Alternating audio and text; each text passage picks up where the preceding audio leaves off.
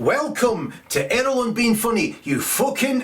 Anyway, this video is about how you can be as funny as fuck, right? As funny as it's possible to actually be, right?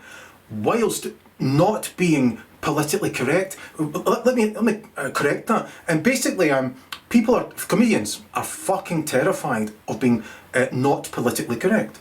Even if they're a shite comedian, right? They're fucking tons of the ones. They're all fucking shite. I call them shite because they're shit. Anyway, the point is, so basically, there are tons of comedians, right, who are shite, right, and they're made worse by being politically correct, right? Now, obviously, people should have a thicker fucking skin, you know. However, there are some who can't, right?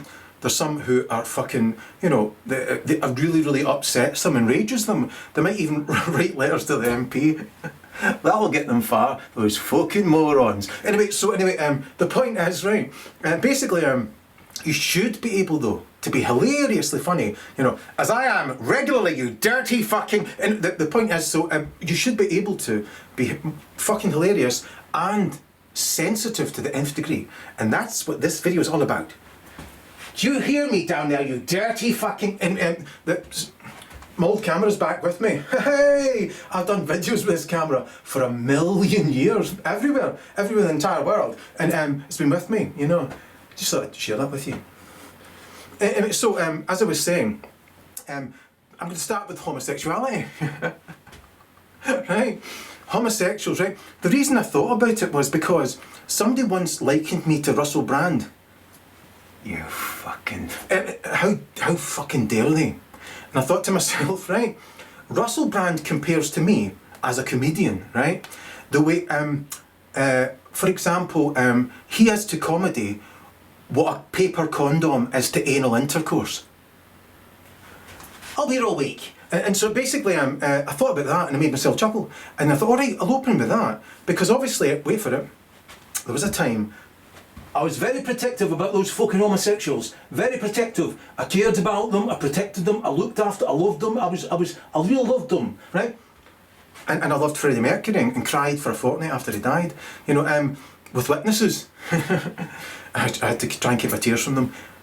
They didn't fucking care, the bastards. So anyway, all I'm pointing out is that, so Freddie Mercury died, blah, blah, blah, and Kenny Everett, I loved him too, and so on and so forth. There's plenty of those fucking homosexuals that genuinely I had, you know, the greatest respect for, loved them, blah, blah. However, there came a time, right, you might want to cover your ears if you're very young, right, there came a time, right, where I started looking at statistics, right, and in statistics, who said this is going to be funny? She never gives me a minute's fucking peace, that dirty fucking... so anyway, the point is though, so I looked at statistics and it turns out, really simple, homosexuals are proportionately far more likely to be a serial killer. Slightly put me off them. Not just that though, I started meeting them in several kind of ways, and I thought to myself, I don't like these people now, I'm going after them quite a lot. And so I went after them, right? And then, in the 1970s, when I was born, I've got the wrong t-shirt on. It's okay. I had this in a previous video that might not be allowed out by... never mind. The point is though, so I'm wearing it again and it's got stains on it. It's okay, so there's a conscience. They don't have one. So anyway, the point is, I'm saying this to you, right, that in the 1970s, there was a word you're not allowed to use anymore, right? And the funny thing is, homosexuals probably use it towards each other the way African Americans refer to themselves with the N-word, which I'm not allowed to say or I'll be shot. And so the point is though, so if you look at this word that began with a P, right, in the 1970s to describe homosexuals, right, I was walking through a tower, right, you know, well, just poles, you know, you walk under them as a sidewalk, and basically a guy said to me, you need to cross your fingers, you need to cross your fingers or you're a fucking right? And he said the word, right? And I went, oh no, I'm not a fucking gives me a P. And so, no, I just thought, fuck, right, well, I'm not, so I better do that with my fingers, right? And for fucking years and years and years and years, I walked under these kind of like sign poles and did that, right? And everybody did in the 1970s who was male and heterosexual or pretending to be, right? Now, quickly, why is it that those fucking why is it they're more likely to be serial killers? I worked it out. Took me a while, right? And now I've gone back to live with them. Not all of them. Those fucking there are some of them that for example, I can feel sorry for them. I can look at what they're guilty of and I can say, let's sideline them and crack on in that direction, way over there, and give them a good life, monitor them safely and make sure, that they've got freedom, but we have to make sure that even if they're going on a walk in the woods, we have to go with them. That's about it, And so, and you might have to take bits and bobs off them. What I'm saying though is, for example, no, I could go over the crimes, it doesn't matter. Well, it does. However, the point is this, right? That basically, the reason homosexuals are more likely to be a fucking serial killer is no longer the case, right? And you'll see this proven out through decades to come if we survive as a species, which is highly unlikely, you fucking morons. So anyway, I don't like the way you called me a moron there. I said morons plural though. Caught me there. We're back. So anyway, what I'm saying though is, in the 1970s, right, before time began, right, in a nutcake, children weren't taught, if they were homosexual, to fucking love themselves. They weren't taught to love themselves, right? So good I said it twice. And they weren't taught that being homosexual is fucking great. What they call pride, which is one of the 7 deadly sins. That aside, the point is though, and they weren't taught to fucking and celebrate, and like walk down the street under fucking rainbows with their cocks out, which happens in the street. Well, they've got a fucking jockstrap on. It's their choice. And the point is this though, in funny hats. What I'm saying though is. So now they are fucking taught from infancy to love themselves and to not at any juncture have to live a lie. I have to envy other people and so on and so forth. And so basically it's alright to be a fucking now. I'm joking. What I'm saying, it's brilliant though, because I guarantee you, should we survive as a species, which is highly unfucking likely, unless I have my fucking way. And it's not my way, it's just the right way. And so the point is, they will grow up and they won't start lying. I repeat, they won't envy other people who are heterosexual. And if they don't start lying, their brain makes different connections and develops in certain ways it otherwise doesn't, right? And so they're just more likely to end up being bitter, basically, as I've said, envious, hateful and dishonest, and they build up this dishonesty, build it up, aggrandise themselves and so on and so forth, and it goes in weird directions. So they were more likely. However, give it, shall we say another 40 years, it'll change, and it'll go back proportionately that heterosexuals are more likely to be serial killers. Great news! So anyway, there was a time though, I went through this phase of not liking, homosexuals. I went right off them, even though I'd loved, Kenny Everett, Freddie Mercury, and plenty of other of those types of wonderful people, and I loved them. So, however, the point is though, so I went off them, and then now I'm walking under those towers like this, right, in public. And I've corrected it, and now I love them again. I'm protective over them again, except the ones that'll fucking kill you. There's still those about. Those, you know what I do with them. Sideline them and go walking through the woods with them. Look after them and keep squirrels away from them. You don't want to know. I'm joking. And the point is though, all I'm saying is that. Eventually it'll go back to being heterosexuals who are serial killers more than homosexuals, unless it was always that way, because of having to lie and the envy and all the rest of it and the connections it makes. Right, so however, now I've got to the stage where, see if I was walking through the park, right, maybe just a few years ago, maybe just even a year ago, and there was 2 homosexuals on a park bench having sex with each other, right, and there's a wee girl walking towards me, and I'm walking that way, and there's 2 homosexuals having sex on a bench,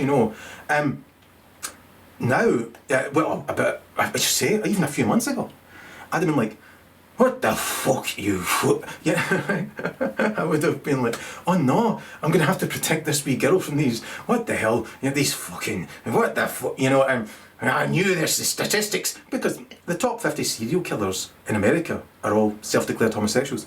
It's important to know that and understand what I just said. Get that through your thick skull, you fucking... Anyway, I probably should have said that to that camera. Get that through your thick skull, you fucking... Is it any better? What I'm pointing out is though, Right, so in a nutcase, if I was walking through the park like that, and there's two wonderful gentlemen who happen to be homosexual, having sex, you know, I'd probably still put my fingers over the girl's ears, you know, depending if they're making huge sounds. You know, I wouldn't cover her eyes this time. See the difference? I've made progress there. See, I'm getting there. And then I'd probably just say to them, "Best of British luck to you. Best of British luck," and then crack on. See the difference? Do you know why a homosexual's a homosexual? Right? It's quite important. Well, the womb's just a bag. Yeah, a computer in a bag, really. And I can make mistakes, you know. I've mistaken X for Y. I'll do it over here. I've mistaken X for Y. Oh no, I've done it again. I've made one there. I'm joking. And so, I'm joking. It's all in the past. Right? And so, in the middle actually. And I tend to carry on, you know. So actually near the end. Shut it. And so what I'm saying is that fucking, it turns out sometimes the fucking bag thinks, Oh no, is it X or is it Y? I don't really care. and so it floods X with Y, and you make these different connections and all the rest of it. And so you end up with essentially the wrong sex of brain for your boy, you know. Mother Nature's own way of thinning the herd, you know. 10% of all animals are homosexual. And so, obviously, say for example, it's two males, you know, and they're fucking each other in the ass, they're not going to have kids, you know, unless they also fuck women. However, the point is, that's just that. And also, and if it wasn't that way, you didn't thin the herd, the whole herd would die out. See? We need homosexuals, so we don't die out. However, no, obviously, homosexuals are having children now, and so, it's great, fucking great, and I'm all for it, so... I've covered this, right? And all I'm saying is, you know, and that's all there is to it, you know. And so, yeah, it's great, and it's fantastic that infants are being taught to love themselves, at least if they're homosexual. I love heterosexual children to be taught that too, and they're fucking not. Anyway, so cracking on, right? Now we're going to come to another sensitive subject, right? Well, here I probably better tell you, right, right. Everyone who has had, probably everyone, has had homosexual like leanings, tendencies, thoughts. You know, I've had I've looked at homosexuality on the internet and stuff like that. Because there were some times, right, I'd sex with so many women, right, I got to the stage where it would take me ages to ejaculate, right. So fucking ages. I was like, fuck. What the fuck? So I got into weird things. I was always, when I was even 4.5, I was perverted, you know. I was thinking about having sex with a teacher at 4.5 and a girl in the same classroom, you know, at the same time, and doing weird things with a brassiere on the ground. And so anyway, and just getting up to all sorts in my head, right at 4.5. So it's been a wonderful life. And what I'm saying to you, you dirty fucking, what I'm saying is though, so as you get older, when you start off like that, you know, then and you have sex and so on and so forth, and you've wanked 1,000 times. Well, at least not in the 1 year, and also so it gets to the point where fuck, you know, see if it's taking you 2 hours to come, and even when I come, you know, the bus stops and I just get off. You know, I've been with chicks where when they ejaculate, they wobble and they go astral travelling, and their eyes, and you can actually see stars in their fucking eyes. It's because of me, innit? So anyway, what I was conveying, if you don't mind me finishing what I'm saying, you fucking... what I'm saying is that, yeah, so if you're wanking for 2 fucking hours and you're like... Eventually, I found this weird website, and so got involved in that. And so I experimented with that, did all sorts, and just, I couldn't find... It was just, in the end, I thought, do you know what? It's taking me longer to wank with this weird shit than it was just to fucking wank over beautiful women. I've gone back to wanking over the beautiful woman now. See? Yeah, everything goes full circle. And so, and I intend to stay there. The beauty of women. And what I'm saying is, though, if you don't mind me finish what I'm saying, what point is, that so I started looking at homosexual stuff, right? And it started with someone who got into switching, right? So they would switch, so they would go from being a dominant person to a submissive person. I thought, how the fuck can you do that? Is there something wrong with your fucking head, you crazy bastard? You know, how could you possibly go from being like a dominant alpha, you know, I'm an evolved alpha male, never mind. The point is that, I thought, well, I could try. And just the very first time I tried that, I was like, oh, it was just a weird wee kind of like slight sensation. And I thought, that's slightly better than usual, that. And so I experimented with that for a while. And then eventually I tried lesbianism, pretending to be a lesbian. And I experimented with all sorts of stuff, and went far reaching with it. However, and also I started looking at homosexual stuff, and then I started looking at stuff where it's, wait for it, right? It's videos where you'll become a girl, you'll become a girl, right?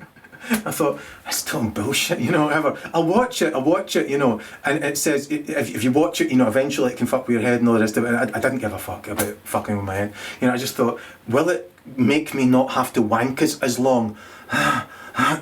Simple as that. And so I started looking at that. However, I did try and look at men having sex with each other, and as far as I could get were ladyboys. Ladyboys who looked exactly like women with tits, but they happened to pull out a cock and go, ah, ah, ah. They didn't have to make that noise though. Absolute fools. It's their own business. And so anyway, best of British luck to them. So anyway, all I was saying was, so I started looking at that, and then predictably though, when it came to looking at men having sex, I just couldn't. I experimented like even typing to men, see, and things like that. However, I just, I was just taking ages to wank. I wanted to not wank as long, and see if I could perhaps get a sensation that was slightly better than bugger all, which is what I've had my entire life really. The very first time you ejaculate, I suppose that's your heroin, it's the same with heroin, people when they have heroin, the first time they have it, it's like kissing God, or God kisses you, and then they chase after that dragon. It never happens again. However, so they've got to go after it though, because it gets them. However, some people can live for donkey's years on it. Best of British luck to them. And so anyway, all I'm saying is that so in the end, I just chucked all that in. I did stuff. There was a guy who said to me, "Why don't you shove your finger up your arse, right? Why don't you shove your finger up your arse, right?" He said it was absolutely fantastic, right? And his friend taught me. Here's one for you, ready? Right? If you're male and you're having the same kind of issues that I had, right? He said to me, when you're going to ejaculate, do the splits. Right? I thought it was off his head, right? So I did the splits when I was about to ejaculate in the bathroom, and fuck me, it was, oh thank goodness, it gave me an extra 2 out of 10, right? And he said, try this one. No, he wasn't in the bathroom at the same time as me. Get that thought out of your head, you fucking... Anyway, what I'm saying is that, so eventually he said, why don't you put your nuts in a cup of iced water, right? I thought I gave that a try. So I wanked, right? And because my nuts were frozen by the ice and the water in the cup, when I ejaculated, it took about 10 seconds to... So you were ejaculating for much, much longer. I never really tried that more than once again. And also, he told me, see if you do the splits again, it'll maybe work a little bit, and then it won't work after that. And so on I went. And it doesn't, and so... There's no point doing the splits more than a couple of times. And you probably want to have a friend handy, close by, just in case. Somebody you love and respect. And so, who doesn't mind that. The point is that, so I tried that sort of stuff, and blah, blah, blah, blah, blah. And in the end, I just went full circle and just went, fuck that, I'm not interested anymore. Now, I just look at beautiful women who are on their own, right? Ideally on a webcam, right? And like, just playing with themselves and enjoying themselves and giving, and that's about it, no sexual intercourse, no immorality, no being a whore, right? Just basically giving, that'll do it for me. And so I'm just saying, so why the guy with the finger up the ass? I almost forgot it. So I tried it right in the shower once, tried putting because he said, the friend of the guy that taught me the splits and the nut ice, basically a handy friend. And the point is though, he basically, his friend put his finger up his ass and said it was fantastic, right? So I tried it in the shower, it didn't work. Even at one juncture, I put a fucking bicycle pump, right, in a carrier bag, a bin liner, and thought, I'll try and do it. It wouldn't work, I couldn't get it in my ass. I've tried all these things, especially when I've been alone for a very long time, and just genuinely, I was just so bored, just tediated. Not bored. I've never been bored. So fucking tediated. If you have to wank for 2 fucking hours to come, and and you've gone from 4.5 being a pervert all the way through, So what I'm saying is, everyone, has had all these thoughts and stuff like that, and so on and so forth. So, what is the difference really between a homosexual and a heterosexual or a bisexual? The answer is just wiring, you know, and it's all down to a computer in the bag. You know, that's it, you know. Also, in some cases with bisexuality, although X amount of times it's a choice, there could also be like the depth of your amygdala. If it's very, very shallow, no offence to them, sometimes they just kind of go either way, and it also depends on the wiring. Best of British luck to them. Now, they're cracking on. Gingers, right? Gingers, right? People with ginger hair, right? They face a lot of prejudice, right? When I was a kid, so people would call them a ginger, right? And they gave them a hard time, you know.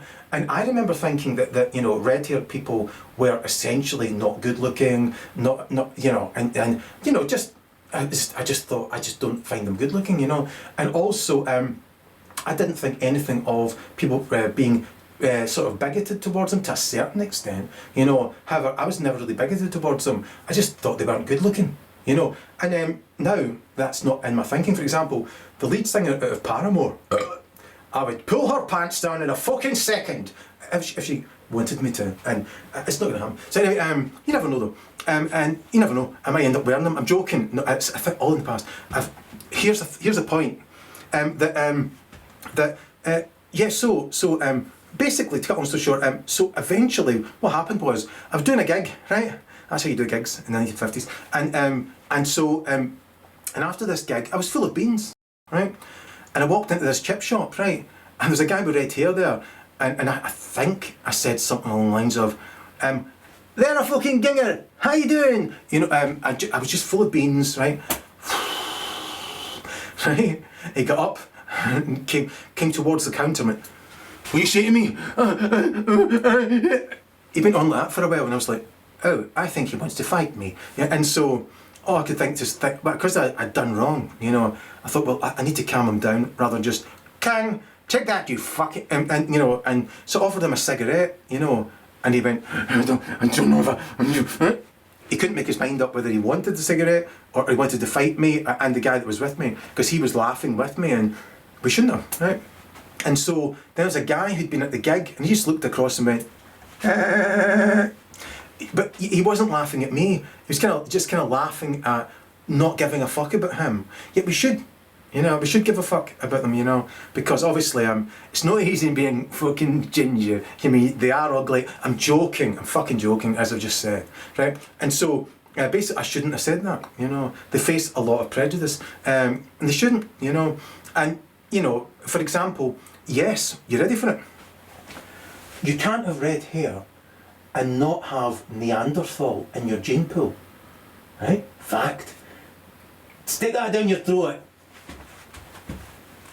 I thought he said he was going to not be racist against gingers. I've said it myself. I'm not. I'm just saying you can't have red hair without having Neanderthal in your gene pool, right? Fact. Here we go. My beard here, right? I used to have a horseshoe of orange, right? My sideburns, which are now golden grey and the golden grey, and they used to be fucking orange, right?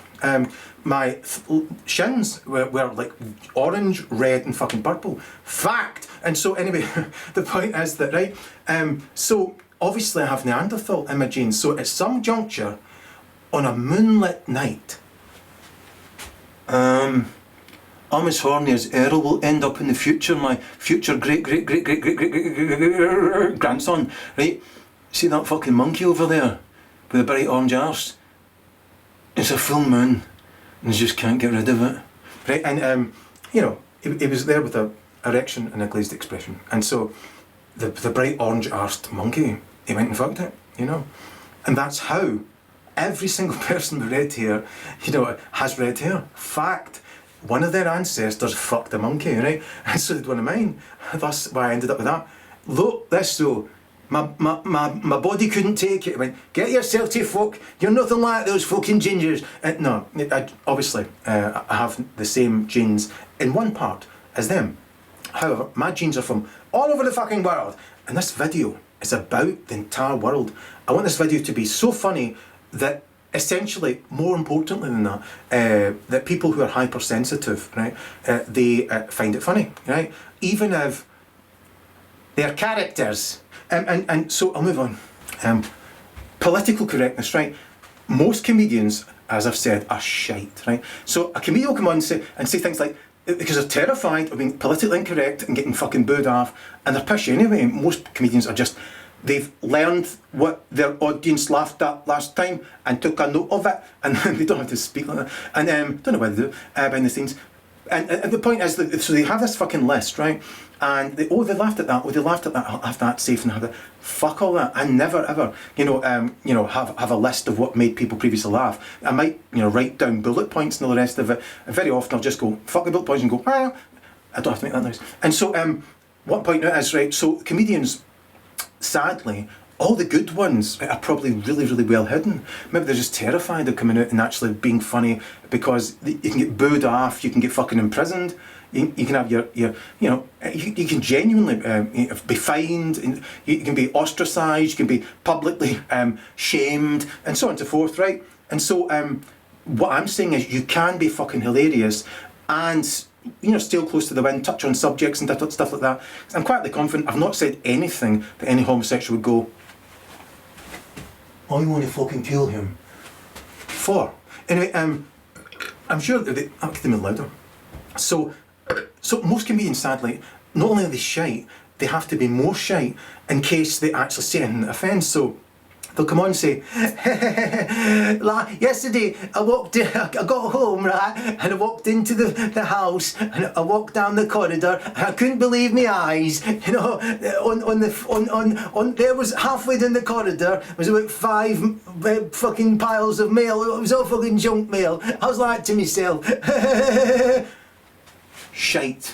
So anyway, or so self-deprecating, for example, my wife, in the 1970s, it'd be like, my wife, she's so fucking fat, if she sits down in the arm of the fucking armchair, the earth shifts off its fucking axis, right? And there'd be laughter and the rest. Now, bang, right? So anyway, and now, though, for example, really, really poor comedians will say things like, my wife, I don't know why she puts up with me, and it goes in that direction, I sometimes get up in the middle of the night for a wee and have to fucking tiptoe in case I upset her. The divorce is on the fucking cards, right? And it goes on like that, And when I'm having a pee, I make sure that I put down a towel and I don't let her know I've used a towel in case I make a fucking sound, right? And I tiptoe back and I make sure I sleep on the fucking carpet outside the door. And when she wakes up, she stands on me as I deserve as a fucking man.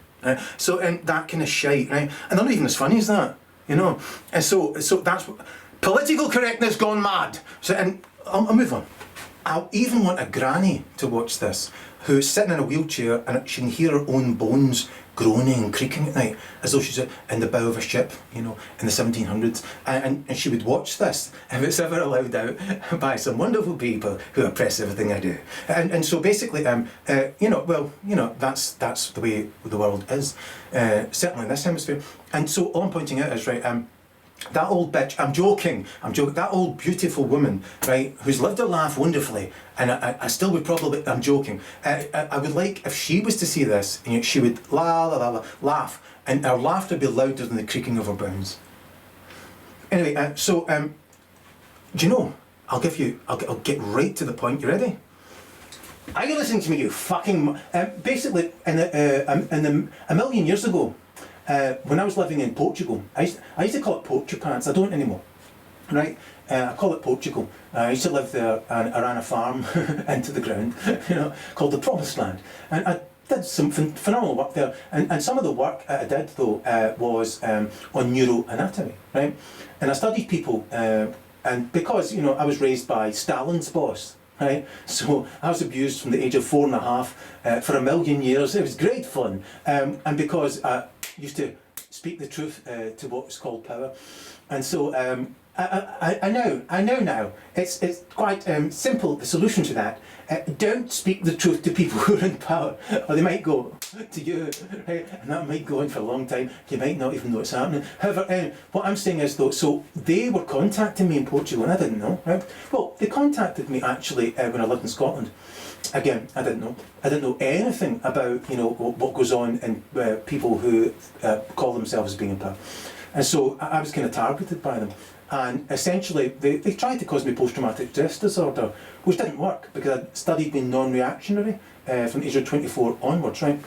So, to cut a long story short, I was essentially told, look, join the dark side, right? Join us on the dark side, or pretty much we're going to fucking make sure you join us on the dark side. And if you don't join us on the dark side, you've got to become a whore, right?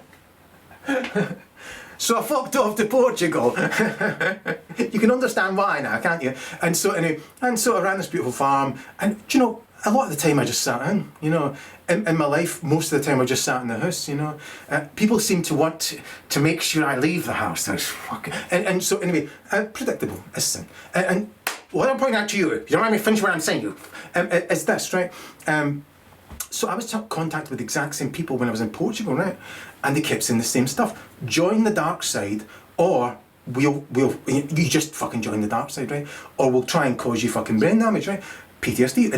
This started like that in Scotland, went on to fucking Portugal, and I didn't even know who the fuck this. I tend to forget a lot of stuff, you know. I've got a brain like a fucking sieve in certain ways, especially with virtual reality, online and stuff like that. So this one wee guy, you know. He was part of the family, right, who targeted me, this huge family, who were in power in Scotland, and basically, in Britain, you know, part of a network, and it's on the dark side. And so, you know, people are entitled, aren't they? If you want to be on the white side, you want to be on the dark side, you fucking choose the direction you go in life. I chose mine, and that's that, and they chose theirs, and that's that. And so, there's people, though, who are turning around, at least, to face, as they call North, right?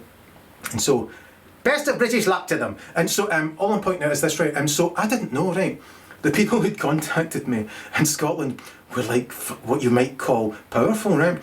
In fact, they actually ran the country to a certain extent, because they're part of a network, right? And so they can go, whatever, you know, and that's that. However, I think to a certain extent they ran the country. And what I didn't get through my head was they actually quite liked me, right?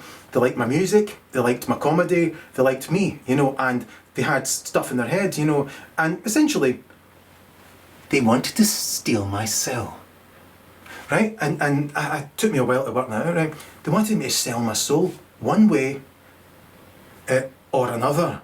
What the fuck, right? So I'm going that way, right? And I'll never stop, you know, until I get there, you know. I'm going to heaven, and it's simple as that. I've got a soul, you know. I'm a soul man. Back again. So anyway, what I'm pointing out is this, right? So so they genuinely. So this one wee guy, right, who was like a member of that family, contacted me every fucking day. Join the dark side. Join the dark side. Join the dark side. Join the dark side. Join the dark side. Join the dark side. Join the dark side. Join the dark side.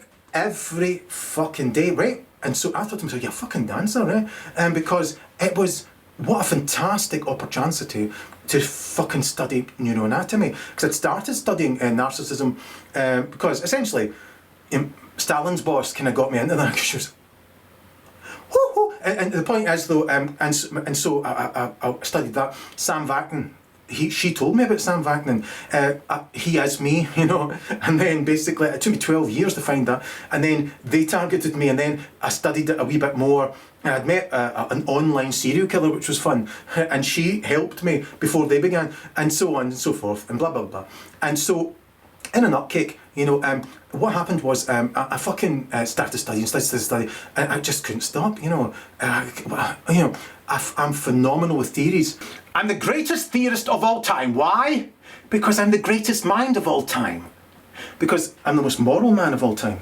Is anyone perfect? Are they folk? However, I'm getting more moral with every passing day, to the point where some people can laugh at me because, you know, they can't understand basic concept. Anyway, I'll move on. What I'm pointing out is, so in Portugal, that particular character kept saying, join the dark side, join the dark side. And I didn't understand what he was on about. You know, he was trying to say, look, if you join the dark side, all this shit will stop happening to you. I hadn't a clue what he was on about, you know. I didn't associate the crimes being committed against me from Scotland to Portugal with that family, that huge family, right, who essentially run lots of stuff and part of a huge network where if they go, ping, whatever they want to happen, boom, will happen. End of. Right, and so, however, they told me at the very start, we liked your music, don't get angry with us, because we're like fucking Mogwai, we will turn into gremlins, and you won't fuck. If you throw the water of truth, it really hurts them, and it allows them to sex themselves up into. Do you see my legs down there? No. It allows them to sex themselves up into pretending you deserve it, have it coming back yourself, and they're asking for it, and they won't fucking stop. Especially if you genuinely have hurt them. 14 years later, they're still after me. Here's the point, though. I'll get to the point. So this one wee guy, right, every fucking day, come on, I could join the dark side, don't join the dark side, join the dark side, join the dark, right? And when I wouldn't, right, he gave me a hard time. He kept trying to cause me post-traumatic stress disorder. And it would never work. So I would just fucking fine-tune and fine-tune and fine-tune and fine-tune and fine-tune and fine-tune and fine-tune and fine-tune all the way down. I wanted to find out, how is it fucking possible to be that way, to be that fucking evil, to be that fucking tiny-minded and so monotonous, And so I studied. I didn't realise his whole family were involved and they were taking turns at pretending to be him, And wait for it, to my discredit, in the end they told me about some of his conditions, right? And now they're not that dissimilar, right? However, it turns out he's quite delicate sensibilities. I used to have quite delicate sensibilities until they punched me in the forehead for 14 years, and I punched him back for years and then started punching them in the fucking head. Then they disappeared, then I punched him in the head again, then they disappeared. Wait for it. And then about 5 to 8 years went by, and he never entered my fucking head once, But people were still contacting me in thousands and thousands of different profiles all over the fucking internet, and I'm answering them all. And it turns out it was the same family, right? Because they told me about his conditions, right? And when I finally got, what they told me about him, right? Because him and his family said, there's this wrong with you, there's that wrong with you, you're this, you are what we are, you are what we are, this wrong with you, this is wrong with you, this is wrong with you, and whilst committing crimes against me, which I didn't know were them, right? And they had this over me, right, the whole time. And so they thought, and what I'm saying is, the entire time I was fucking hurting them, right? And I just thought it was just like one guy and one chick, and then I thought there was others, and I just, my theory, right? I started adding lens after lens after lens after lens after lens after lens after lens, so I could see all the way fucking down. So I knew there was different lenses. Yeah, I didn't know that for a fact. And I called it my magnoscope, and I was able to see all the way down. The same way Anthony van Leeuwenhoek found what he called animalcules and ran down the street celebrating because they found like little tiny animals in the raindrops, And so I found this guy's brain. It was absolutely fucking tiny, right? And it turns out the rest of his family, their brains are tiny as well. Maybe not as tiny as his, no offence to him, right? I'm just saying, that's just the fact. So, however, they told me about one of his afflictions. I just went, bang, right? And I shouldn't have, man. And I regret it. Not because I'm scared of them or whatever, or blah, blah, blah. No, I just, I don't want to hurt people, It's just because every fucking day, for years and years, 4.5 fucking years, right? I didn't really associate them with what had happened in Scotland, right? For 4.5 years, him and his father especially, and the rest of his family, and especially his father, contacted me, and his mother, and his sister, every fucking day, going, join the dark side, join the dark side, join the dark side. And, I'm not going to tell you what, imagine this though. Imagine me sending you a picture of a Wellington boot with my face on it every fucking day. Everywhere you go, waiting outside your door, picture of a Wellington boot with my face on it. Right? You get to your work, sitting on your desk, a picture of a Wellington boot with my face on it. Every day for 4.5 years. Now really give that some thought. You go to a cinema and sitting on the cinema seat when you get there, somehow I know where you're going to sit, right? I choose the ticket for you, you don't know. And when you get to that seat, there's a Wellington boot with my face on it, right? You get a Christmas card, a birthday card, it's a Wellington boot with my face on it, right? Imagine that for 4.5 years, really give that some fucking thought, right? And so eventually, when you find out who I am, and you find out I've got some sort of affliction, you go, bang, right? And you might not stop if that continues. If I then continue to send you more fucking Wellington boots and tell you, join the dark side, and you don't even know I'm committing so many crimes against you. I stole your car, set fire to your fucking house. I put, just think about lots of little kind of subtle crimes, big crimes, whatever. And the long, and like lying, spreading slander about you, and roping people in, giving tons of money to the wonderful people out there, which is now wall-to-wall hatred in the West. And so, one point now is, can you imagine though, me doing that to you for 4.5 fucking years, right? And you don't even associate that with the different country you were in before it started. And so, all I'm pointing out to you is that, so this went on, right? So eventually when they told me, about, this guy and his conditions, I just went fucking bang, right? Because he'd been banging me in the forehead, they'd been banging me in the forehead, I banged him in the forehead. This went on for 4.5 years. However, I was more magnifying, amplifying, trying to figure out how is it fucking possible to be that type of a person. And I invented the word unitards in Erol on unitards, available on YouTube for about 5 more minutes. And then I invented the word monotards, right? And that is very, very apt, right? For people with that smaller brain, they are monotards, right? And no offence to them, you know, they are genuinely monotards. And I'm not trying to offend them, it just is what they all are, right? And wait for it, after 14 years of them targeting me, committing countless crimes against me, right? Because essentially, if you don't join the dark side, they'll commit crimes against you until you fucking do. And if you don't, then you have to, so in other words, sell your soul, or wait for it, become one of their whores, right? And sell your soul that way, right? And I'm like, what the fuck? It didn't make any sense to me, you know. Even though that guy had said, join the dark side for 4.5 years. Join the dark side, join the dark side, join the dark side. And his father, right? And his brother, and his mother, and his sister, and other people I call Bluebeard. And the long and the short of it is, it's a bright blue minge, she told me. I'm joking. The point is though, she's entitled to colour her minge anytime she wants, any colour she wants, you know.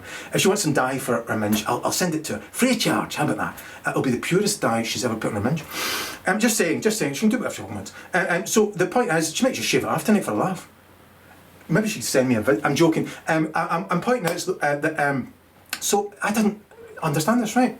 So wait for it. See the farm I had in Poacher Pants, right? This guy was so incensed by me because he's so delicate, right? So hypersensitive, so hypocritical. And wait for it, he sees himself as being mega powerful, and as does his father, as does his mother, and so on and so forth. And if you don't join the dark side, you have to then become one of the whores in a mad game, right? And you don't have to play that, right? And basically, never do that, right? And you sell your soul or sell your soul, you know. I'm going that way, cheerio, you bunch of... and that's it, you know. And so... But that's what he was saying. So the youngest one, he was giving away, and others gave it away as well, saying, "Look, this will all fucking stop.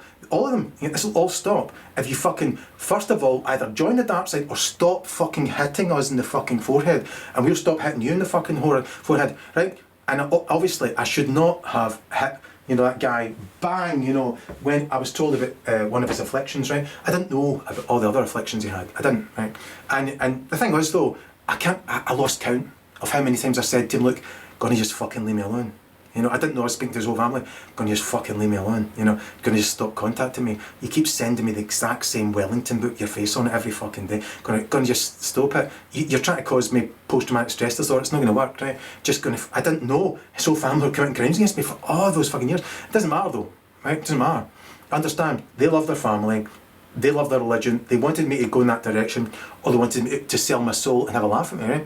And so, and sadly, people are cowards, and people are fiscally orientated, and they were going that way anyway. So there's wall-to-wall hatred out there.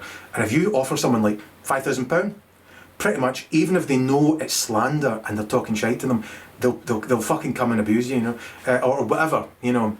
And so, obviously, I'm never going to join the dark side ever, you know. I'm never going to become one of their whores, you know. And so the closest I'll get to that is like leaving the house when I don't really want to, and going somewhere I don't really want to, you know, and I have to, and then coming back again quite quickly whilst ignoring everything that goes on.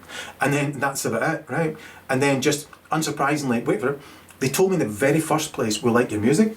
And I think they also like my comedy, and I think they even like me, and also the way I used to react angrily. But sometimes they found it funny because, you know, they just need to go, and I'd go, "You fucking," and they would go, and I would, "You fuck, how can you for love of fuck, yeah, I'm deconstructing, you're missing that," yeah, and I would deconstruct them, and they were essentially most of the time just admitting to what's wrong with them, you know. So projection is just admission to hell. The point is though, so anyway, so as you can imagine, you know, it fucking incensed them because I was really, really hurting them. Because as I've said for a million years, I invented the phrase, the word hurt is in truth. He has said that for a million years. I'm fucking bored listening to it now. I'm off my tits. Anyway, so the point is, in a nutcase, yeah, so I shouldn't have done that. However, they shouldn't have been committing crimes against me for 4.5 years, whilst sending me hate mail every fucking day for 4.5 years. and slandering me to everyone, every single motherfucker, and paying lots and lots of money to do so, and like spying on me and all the rest of it, and fucking, just committing loads and loads of crimes, because they see themselves as being powerful, and genuinely, if I tell them the truth, bang, it fucks them right in the forehead, and obviously goes against how they see themselves. They see themselves as being powerful, and so if you hurt them, well, they're going to pretend they're karma, no matter what they're reduced to. I'll cover it. So in the nutcake, so on it went, right? Wait for you, ready? They bought the farm. I wanted to fuck off to Africa. But I wanted to go and farm instead, because I'm a very selfish bastard. What I wanted to do was sell the farm, take the pittance, like 26 grand, and fuck off to Ethiopia and work on baked red earth with wonderful African people, whom I used to call, I'm joking, the point is, in a nutcake, and just fucking do that, and wait for it, I genuinely am not really attracted sexually to black women. I was just doing it as I wanted to be a good, even more good, right? I'm not attracted to most ginger women. I'm not racist. It's just, how can I fucking help that? Can a homosexual help being attracted to other homosexuals, male or female? No, I can't help not being really attracted.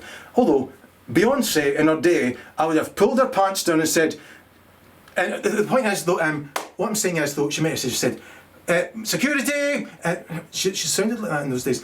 So, yes, I just wanted to go out and farm and take that 26 grand and fucking put it into the earth and spread it and just work with them and then go online and do blah blah blah. However, it turns out people who are part of that network on the dark side want you to shut it. If like top secrets and stuff like that. However, I'd started, suddenly, I just, because of studying fMRI brain scans, I found the solution, to, get rid of everyone who's in power, I'll give it to my fucking self.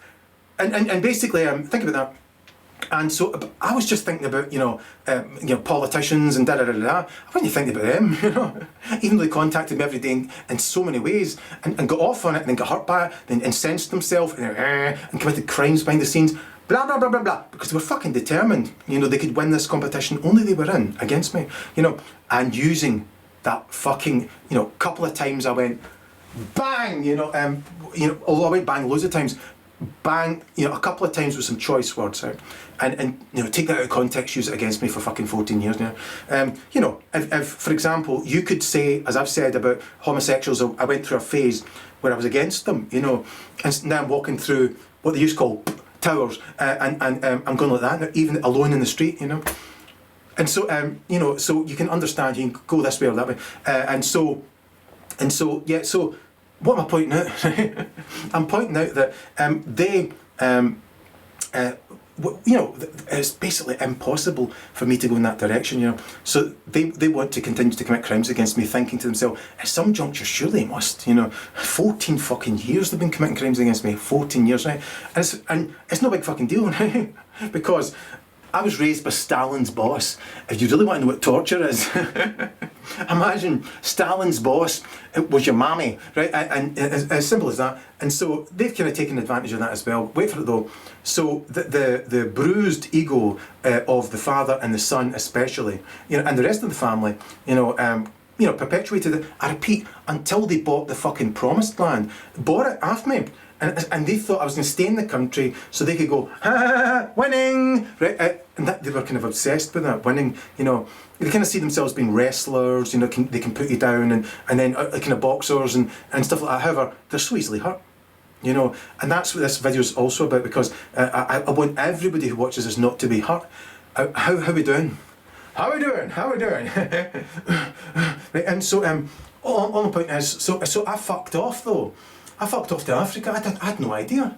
I had no idea they were committing all these crimes against me. I didn't fucking know it was them that bought the promised land. I fucking didn't know it was the guy who'd been sending me a picture of his face in a Wellington boot every fucking day, saying, join the dance, with his father and all the rest of them. So I just fucked off to Africa to work there, even though I'm not attracted to black women, except, a very few of them, I'm not attracted to red-haired women, except a few of them, and, if a man's homosexual, a woman's homosexual, how can they be heterosexual? Give it a try. However, I'm sure I would have made an exception in the night, at some juncture, when Baba Koto came up to me, with her pants down, I wouldn't have grumbled, as Billy Connolly says, I'd have been quietly grateful. He sounded fuck all like that, didn't he? So anyway, so to conclude, yeah, so I was going off there to farm in Bechdorf and give 26 grand away and live in a straw hut, you know, and obviously though, continue exposing my solution to getting rid of, you know, a power structure and all the rest of it and essentially create a power vacuum, right? So this incensed them because they are essentially what they call in power, right? And so they came after me, and so they followed me to fucking Africa, right? And essentially hassled the fuck out of me all over Africa until eventually I had to come back to Scotland, where it took me quite a long time to get through customs. A very, very long time. And it turns out I'm not entirely full through customs yet. They're taking their time with me. Those cheery characters. Best of British luck to them. So anyway, so you can understand, to this day though, you know, again, they have said to me, join the dark side and right, and this will stop, right? Or become one of our whores. You know, either sell your soul or sell your soul, right? Right, the odds of that is the equivalent of a cup of oil and a cup of water, right? And saying to the fucking water, the purest water you can get in a borosilicate glass, right? The distilled water. And the point is, I'm working on that, you know, from a borosilicate fucking distillery. I'm working on, and saying to that water, become that oil. And there's a wee tiny little bit of oil, and it's fucking freezing cold. And it's lovely warm water, you know, it's pure, and it's going to heaven, right? And imagine that though, and they're saying, sell your soul, right, and become like us because I know all these secrets, and I'm keeping them to myself. I'm going to shut it, right? And basically, and if you know secrets, top secrets, above top secrets, fucking shut it, right? I love the truth. I love helping people. My solution? Pure love. At the end of this video, I'm going to put my song up called Pure Love, and they'll take it down so nobody will hear it. And genuinely, that's what I want to do. I don't really give a fuck about exposing above secrets, you know. I don't give a fuck, you know. I don't give a fuck about exposing the dark side and that power network, as they call it, and this religions involved in that, and what I could name as regards to those networks and who's in charge and fucking blah blah blah, and technology that's being used and fucking blah blah blah. I could tell you everything, right, and how to get rid of them all. You know, everything. I tell you absolutely everything. Shut it, basically, because otherwise they will pursue you to the fucking ends of the earth, and you've got you know, three choices. One, go to hell in a handbasket with them. Two, become a fucking whore, right? Or three, ignore them and go to heaven. And whatever the fuck you do, don't offend them, right? Even if they contact you every day going, right, genuinely, that's really what they are. Like, they're looking for you to have a negative emotional reaction, validating egomaniacs. Shite, nerves. They try and get on your fucking nerves, so that you trigger the nerves in your prefrontal cortex and your post-traumatic, to cause yourself post-traumatic stress disorder, and you're fucking exhausted, and they essentially see themselves as being powerful energy vampires and laugh, because you don't have to have that reaction. You can just ignore them, you know, or just humour them. You know, just crack on with your life, you know, and just be polite to them, be respectful towards them, ignore them, laugh at them, be funny, you know. Otherwise, you might find out they're connected to the dark side, and you'll be there for fucking donkey's years. And if you fuck them off even once, right, they can commit crimes against you for 14 fucking years, just based upon a handful of terms where they decide you are, they're, you know, you're a very bad person because you once used words, you know. And yeah, words I should not have used, you know. For example, I called their family genetic garbage. Right, so I regret that now, right? Because if they are genetic garbage, you know, so is my family, you know. However, my mother was genuinely a megalomaniac, you know. She was fucking evil incarnate, you know. She made good chips. However, I almost fucking garroted myself one night running home from them in the middle of the night. And so she used the same lard every fucking night. That was the secret. She never changed her lard. And there's little tiny black dots all over the chips. Really tasty chips. All of the past. She's dead now. The point is, basically, so she was a megalomaniac, and that's what led to me studying how people can be like that. It was essentially her, and I got to use them because of their consistency, daily contacting me every fucking day. Join the dark side, or you'll have to sell your soul one way or the other. You don't, you know, just fucking be respectful to them, be, you know, peaceful, fucking understand them, and just go your own way and fucking ignore them. Blanket, right? Just blanket, you know. You know, you don't have to have any reaction. You don't even need to speak about it. Whatever the fuck you do, don't write online about them. My advice is don't even think about them. You know, just crack on with what the fuck you were doing with your life, and that's it, right? And they might still fucking harass you and whatever. For the love of fuck, don't sell your soul, you know, and don't become a fucking whore, you know. You know, even if they were to kill me today, I'd rather that, you know. You know, it's impossible for me to sell my soul or to become a fucking whore, you know. Kind of goes without saying that, doesn't it? I worked it out, right? Yehoshua of Nazareth, a man who was so Christ-like, eventually he was called a Christ. I could go into the history of where that, you know, comes from. His real name was Yehoshua of Nazareth. People call him Jesus Christ. Thank Constantine the Great for that. And so, what I'm pointing at is, he went into the desert for 40 days and 40 nights. Why? I don't know why. Right. Basically, temptation. Right. Wait for it. Right. He went into the desert because somebody had said to him, look, if you join the fucking dark side, if you join us down here, you can have everything. Right? Everything. In Jerusalem, you can have absolutely everything. In Nazareth, you can fucking have everything you want, right? We have this, we have that, we have that. And he went away and thought about it. But what was he thinking? What was he thinking? He was thinking, right? He was on some sort of mountain somewhere, looking down at all that there was there 2,000 years ago, right? Why was he thinking about it for so fucking long? And I worked it out. He was selflessly thinking, if I do sell my fucking soul, right, to the dark side, I can help all these people because I'm a good motherfucker, right? I can help all these people. So he was thinking about selling his fucking soul to help people, right? You know, and after 40 days and 40 nights, he thought, fuck them, right? He thought, you know, no, it's every single individual's choice, you know. And if they choose to go to fucking hell, to hell they will go, right? In a handbasket, and that's it. And he'll just do as much good as he could and get to fuck, you know, and either be crucified or manage to get away. He managed to get away. It was fucking Yehuda that got crucified. Fact. Just watch Erol on Yehoshua of Nazareth. Unless you're deeply offended by me telling the truth about Christianity. You know, in which don't watch it then, for the love of fuck. I'm not trying to offend you. Right? So, what I'm saying is, so think about that, right? 40 days and 40 nights, so selfless, you know, his big, huge fucking heart, thinking, I could fucking, if I sell my soul, I'll choose to go to fucking hell to help all these people, right? Now, think about that. So, whereas with me, no fucking hesitation at all, you know. Would I want to help people? Well, I tried, and pretty much I get pulled back, you know, all from fucking Africa. Every time I've tried to help people, they pull you back, right? And as simple as that, you know. And so shut it, and don't give away secrets. There are secret societies in every culture, all over the shop. And the best thing you can fucking do is think to yourself, I'm just going to crack on with doing good. And I'll do as much good as I can. I'll understand when I'm foiled. I will learn from it, and I'll crack on. And in a new way, you know, just move that direction. And just as long as you're continuing on the up and up. I realised in my life, I've been targeted by so many people. There's so much hatred, especially since I was 17, although I've had it since I was 4.5. You know, it's because I'm so beautiful. You can't take you anywhere. And so, basically, for some reason, yeah, you can see my fucking soul in my eyes, you know. And a lot of people are giving theirs away. And a lot of people fucking hate the truth. And I fucking love the truth and I speak it, you know. However, I'm trying to become more sensitive with the truth. So, even those down there, those fucking monetards.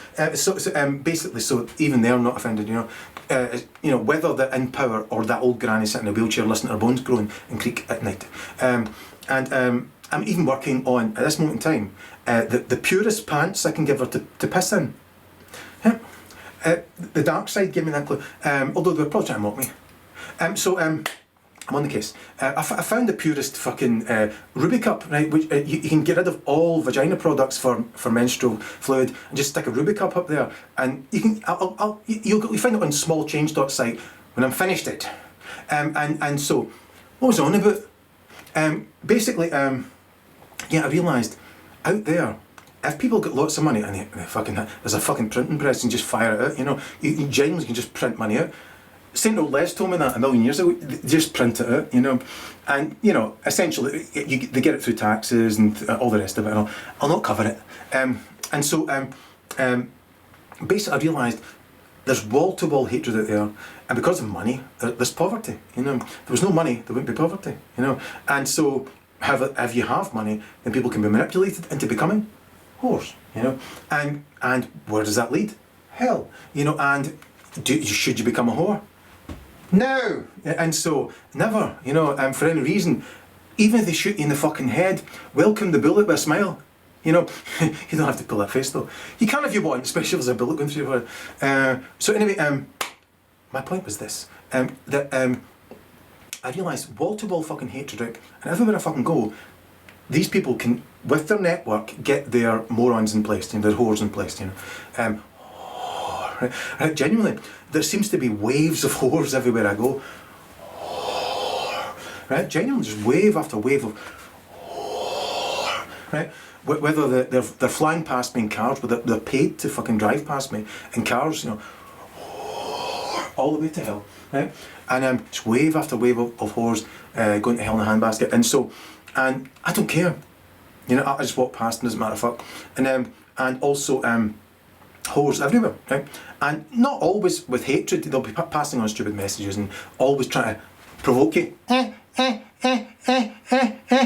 to get you to think about them, you know, trying to get you to deconstruct what you know, cryptic crap they've come up with, trying to make you look down at microdots, the same size as the brain, and basically, you know, have a negative emotional reaction, validating egomaniac shit, so they never need to develop a second brain cell, because it always works, you know. Why? Because they're hypocrites provoking you. You know, and if you provoke someone every day, sending them a picture of a Wellington boot with your face on it every single day, saying you are what I am, you are what I am, you are what I am, and try to find you know, bullshit about you, and say you're this, you're that, blah blah blah, and you should be what they are, you should do what they should do, and fucking blah blah. It's just the exact same thought. You know, they're monitors. However, the point is this though, and they're fucking committing all these fucking crimes against you, right?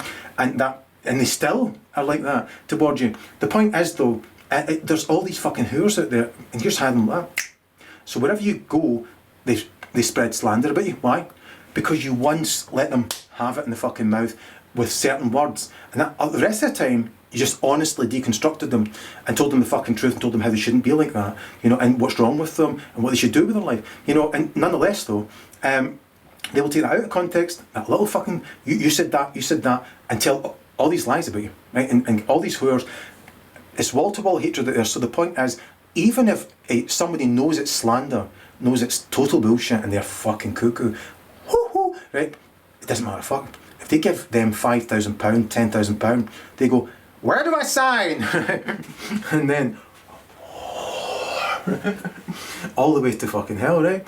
So, I'm obviously not going in that direction, one scintilla, you know, at all, right? And I repeat, these people have been trying to help me. Right? Help me. Right? Yeah, they committed crimes against me for 14 years. If I was to give you the fucking list, you would go. Then you just go back to eating crisps. You know, and it doesn't matter. It's just wall-to-wall hatred out there, and that's the way it is. And so these people can do that everywhere, you know. And you know, whores will just turn a blind eye, and if they slander you and say this, he said that, you know. It magics away their 14 years of crimes against you, because you won't sell your soul and you won't become a whore. So there you are, basic, innit? And so it doesn't matter though, you know, I don't really care. And they have genuinely helped me, and from day one they've said, we like your music, right? And after that they started to tell me they liked my comedy, and they actually liked me to a certain extent, you know. And although it says in quite a lot of religious teachings, love thy enemy as thy love thyself. Bollocks! You know, with all due respect, I don't love them, you know, and I could never love them. However, I can be more loving, you know, as I now am with homosexuals again, as I am with ginger people, with black people, whether I'm attracted to them physically or not. I wanted to fucking farm out there, and they helped drew me back, because I wouldn't stop, you know, exposing top secrets, and I wouldn't join the dark side, and I wouldn't stop hurting them. I wasn't aware I was hurting them, you know. They were just fucking winding me up there. They are wind-up merchants, and they also treat people like wind up toys, right? So simple as that. And it's all bullshit. So, and you never have to have anything to do with it. Wait for it. And I've influenced them to a certain extent, some of them, you know, and they know they've gone the wrong way for fucking donkey's years, you know. And on my favourite camera again, no offence to you guys, no offence, right? Basically, and so, you know, they have told me for 14 years, on and off, you know, we like your music, you know, even in Addis Ababa on top of a fucking hill, they arranged a whole museum for me to let me know that they like my music, and like their king, so to speak, he wanted to drag me back, essentially for that, not so much for the guy that I'd punched in the fucking mouth and shouldn't have, you know, when I learned about one of his conditions. It turns out he's got several conditions, I didn't know, and there's others there with conditions, wait for it. They are very self-effacing at times. You know, they actually have referred to their whole family as being my pet dogs, you know, my pet cats, or even like Rice Krispies, and their sense of humour is cornflakes, you know, there's corny jokes. And it's your reaction that makes it what it is, you know. And wait for it, you can have like a fun reaction and they can like give you kind of both responses to that, you know. They can hire two whores to walk up to you and go, you give the wrong response there, you give the right response, right? And you go, here, what's going on here? You know, have I done something wrong here? You know, whatever, you know, and I can only be led by compassion, you know. And so eventually, they kind of cornered me, right? To a certain extent, you know, they surrounded me by prostitutes, whores. The difference between a prostitute and a whore, I love prostitutes, you know. I have absolutely almost no respect for whores. I just feel sorry for them, you know. All the way to hell. So the point is this though, you know, I'm quietly confident no matter how many bags of cash you've got, you can't get entrance into hell with those bags of cash and any manipulation or whatever. And shouldn't you take it from a man who's actually been to hell? Yeah, shouldn't you take on board, alright, actually Errol's been to hell, he should know what he's on about, right? I was 22, roughly that age, you know, and my grandmother had passed away and lots of other kind of stressful conditions had happened. No big deal. I didn't really think they were that big a deal. And so I've always been clinically depressed. No big deal. And so, to cut a long story short, so I was sitting there, laying there in bed, and I was thinking to myself, what happens after you die? You know, because, and I thought, well, what's the penultimate moment like? And then I thought, what's the ultimate moment like? Then I thought, what happens when you've crossed the event horizon, right? And obsessively, because I'm obsessive compulsive, I thought about that again. Fuck me. Right? Bang! Just out of the fucking blue, right? Out of the blue, I'm sitting there, right? At this time, in front of my keyboard where I wrote loads of great songs that no one's ever heard. So you're not allowed to release them unless you sell your cell. Just think about that. All the people you see on stage singing their fucking heart out, pouring their heart out, they've sold their soul. I feel so sorry for them, you know. Even when they're standing in front of 70,000 people with millions in the bank, I couldn't feel more sorry for them, really. You know, think about all the beautiful people you see in music, all the beautiful people you see in movies, all the people you trust and respect in every fucking realm, everywhere. Every one of them is a whore. Every one of them has sold their fucking soul. And they know it. And they did it because it was either that or face the music, right? And be punished, right, for not joining the dark side, especially No Secrets. Wait for it. And because he didn't want to sit in a council estate, you know. I'd rather live in a council. I wanted to live on baked earth in fucking Ethiopia and Addis Ababa, far beyond. You know, I wanted to fucking work with the poorest people on earth, didn't I? You know, selfish evil bastard. And you know, so it means fuck all to me living in a council estate. I'm in a council estate because my family are walking shite. You know, they might not like hearing that, but they are. You know, not all of them. You know, just almost all of them. Right? And basically, if you give them enough money, they'll not only betray you, they'll betray you for over half a decade, which is fine. When I find out someone's been talking shite to me for 5 years, I go, all right, that's it. you know, enjoy hell. Right? Now, here's the thing though. Who hires these whores? Right? What are they? Well, the answer is they're whores. Right? Think about it. To join the dark side, you've got to sell your fucking soul. And everything they've got to show for it, they have to fucking sell their soul for it. All the fucking countless acts of evil they're guilty of. Now, I repeat, some of them are fucking facing north now, not all of them, basically. And X amount of them have been influenced by me, not all of them, and you know, they have helped me. I've helped them. And I repeat, they've told me, look, some of us really fucking like you, you know, just stop punching fuck out of us and don't fucking reveal top secrets anymore. Shut it, you know, basically. And so I kind of got that through my head, and it's all bullshit, you know. However, you would think, after 14 years, for some choice words I used, you know, I repeat, I did call them genetic garbage. And I'll show you what they put outside my house as a result of that, right? And that's just one of their many corny jokes. Those cornflakes and Rice Krispies. And so, snap, crackle and pop. And so, all I'm pointing at is, right, that basically, I can't love them, obviously.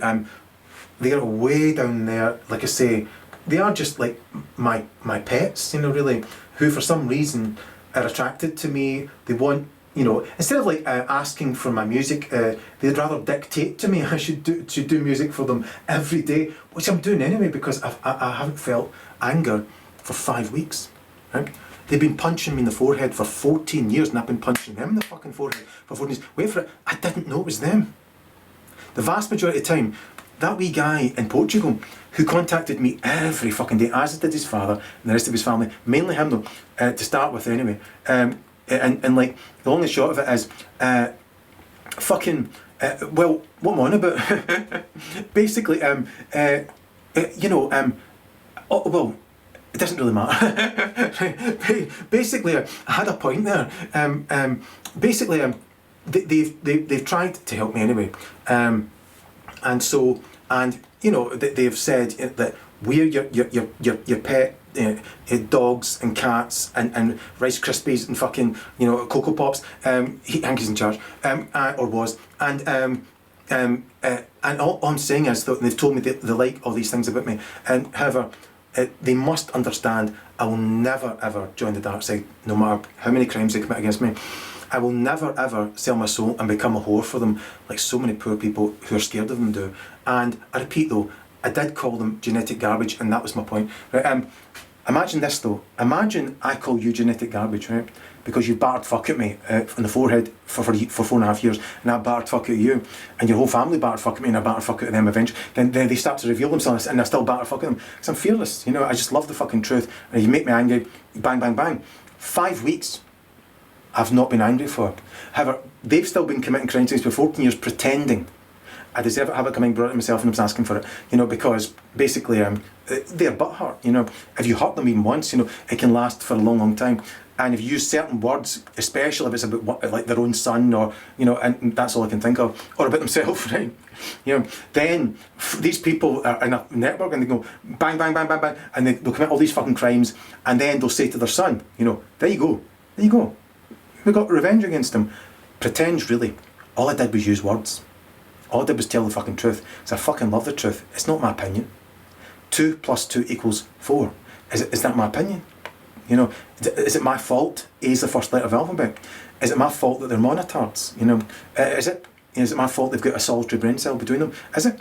Well, by their own admission, they're my pets now. You know, and wait for it though, they'll use Pavlov's dog's fucking theories against me, you know, to try and kind of get pretend against me and all the rest of it. What I'm pointing out is though, how many years should you have crimes committed against you for typing the truth angrily to them online?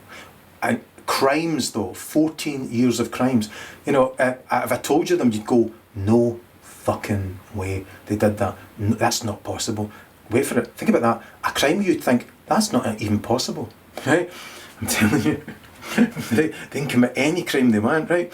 And get away with it to a certain extent. Or can they? No, they can't, you know. Because the truth hurts them. I could go on fucking hurting them till the day I die, and they'd never forget it, you know. Because it's 14 years and they're still angry with me, you know.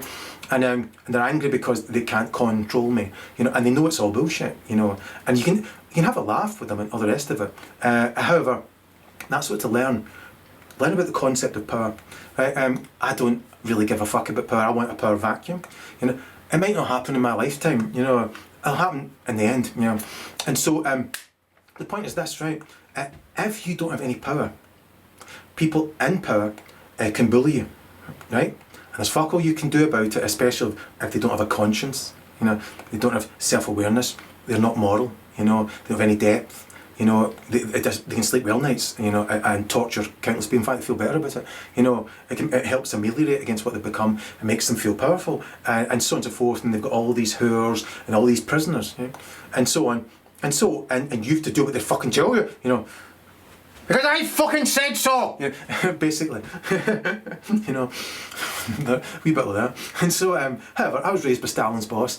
Fucking piss easy, walk in the park. You know, and so, and in a nutcake, and they'll flaunt their wealth, you know, at people and say, will that influence you? Or just rip the piss at you? You know, it obviously doesn't, because, I repeat, I decided to give all my money away and to go to Africa and live on baked earth with African ladies. I'm not even attracted to. Bless them. I love fucking African people. However, they've ripped the piss at me with that as well. We'll sometimes get Africans to walk past me who would pay to be hers, you know, and so I'll think about that, you know, and they're holding me back from that because I want to just give and go in that direction, which I'm doing anyway.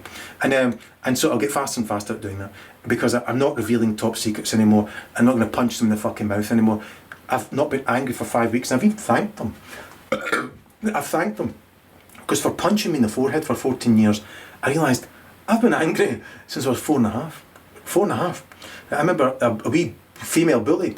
She started some shit, you know, and then I told her, you shouldn't do that. How can you do that? What's wrong with you, you fucking unself-aware bitch? You know, and everybody applauded, and she was like, staggered, you know, and that was that. So I wasn't like encouraged by the applause, you know, that was me, you know. I'm as moral as fuck and as honest as fuck. Wait for it, then a bully targeted me, this wee prick, and targeted me for years to eventually battered fuck out of him.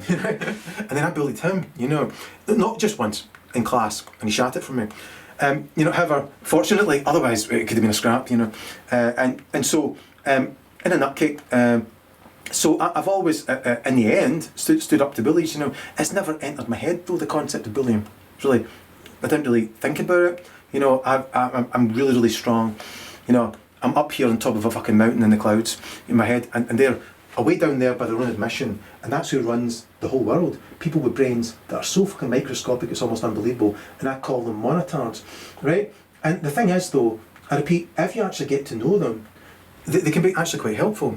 They can be actually quite fun, you know, and they can admit, you know, self-deprecating, self-effacing, and they can say, look, for fuck's sake, you know, stop fucking punching us in the fucking mouth, but basically run everything, and they probably could, you know, like, they could probably, you know, put you in prison for 45,000 years, and nobody would give a fuck, you know, just keep giving them money.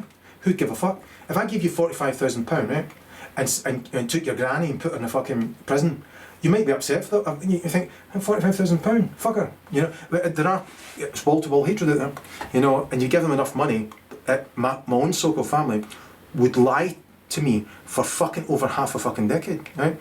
Lie and lie and lie and lie and lie and lie and lie. Because they kept paying the money and essentially bullshitting them. You know, oh, Erol thinks this, Erol, I repeat, for 5 to 8 years, I forgot all about that wee guy. The wee guy who was batting fucking me every day, and I was punching him in the fucking mouth, and his father, and the rest of his family, right? I didn't know, wait for it, not only does that side of the family essentially run the whole country, see on that side, you don't want to fucking know, on that side, wait for it, if you have like as much music as I've got, right, on that side, if you sell your soul, you can get on stage and be pouring your heart out in front of 70,000 people like that. Right? You have to sell your soul though and go to hell. Think about that again. Now, I've got lots and lots of songs. Yeah, some I'd like to reproduce and all the rest of it. I've got about 140 songs or something like that. And hardly anybody's heard them because they oppress you. They oppress your algorithm with your comedy. They oppress your algorithm with your music. And that's happened with most musicians, most everybody, really. You can only come out if you sell your fucking soul. Whatever the fuck you do, don't do it, you know. Because imagine you're Picasso, right? And you know, what happens is they know you're Picasso and think your artwork's fantastic. They say, sell your fucking soul and we'll get your artwork to everybody on earth. Right? And you think, oh, right, fuck off. Sell my soul, fuck off. You know, it's not because I'm a great artist, fuck off. You know, wait for it. You're on a boat and you're going past this wee island. Boom! and you're Picasso and you think, oh fuck, it's just an explosion. No, they did it because you said fuck off, right? Simple as that, and then you end up on a fucking desert island, right? and you're there for a few days, and then what happens is these canvases start floating to the shoreline, and you think, oh, that must just be, oh no, they're doing it, right? And so then your paint brushes, your paint's washed up, right? And X amount of bottles of beer, you're fucking dancer, I'll be on the case tonight. And so, whilst being focusing on and not revealing top secrets or being, let's just put it this way, I'm going to be hypersensitive to the nth degree. The way I used to study neuroanatomy to the nth degree, I want to do comedy to the nth degree. I want to be sensitive to the nth degree. Why? Well, am I scared of people who think they're the most powerful people? You know, even if most people would call them evil incarnate, it's a choice. It's a banal choice. And it's monotonous and all the rest of it. And I can understand their psychology and their history and all the rest of it. I'm not in the least bit scared of them. I don't want to hurt people. That's all. And I've not got angry for 5 weeks, right? I'll tell you why. I repeat, they battered fuck at my forehead, right? And until I realised one day, fuck me, I've been angry for fucking 49 years. And I was making all these mistakes in my love, you know, about homosexuals, about ginger people, about, you know, so many for example, on Wednesday I'm going to find the best charity I can, probably through a mosque in Pakistan, and it was their idea, and basically give to Pakistan. Why? I used to think that Pakistanis and Indians, here's a racist, I was as well, right? I used to think, well, Indians have given us like Buddhism, they've given us, you know, all curry, they've given us whatever, they've given all these different, you know, blessings, right? And karma, that kind of stuff, you know, the moral law of divinity, stick your karma up, you know, and basically, you know, I discovered the moral law of divinity when I was 26. Genuinely, if you give good comes back to you, and it's no mistake. It's absolutely fact. If you give bad comes back to you. Wait for it. There's people down there who pretend they're karma, and no matter what the fuck they reduce to, if you hurt them even a little bit, my goodness, they will fucking come at you. And if you don't do what they want, my goodness, because I fucking said so. If you don't do what they fucking say, by crikey, they will let you know in no uncertain terms, using lots of words. Now, so like I say, so they battered fuck at my forehead, and I battered fuck at their foreheads, and then as they revealed themselves more and more, it didn't matter fuck to me.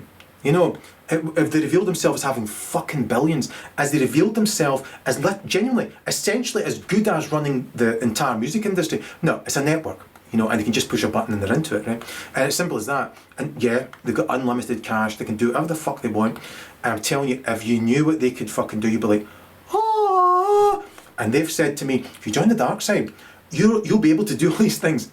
Bullshit, you know. You just start at the bottom, come in with no soul, you know. But some of them have said, look, you can have like fucking like essentially what would essentially work out to be millions or whatever, and you could move out of your council estate, which I'm going to move out of anyway, you know. And you could have this, you could have that.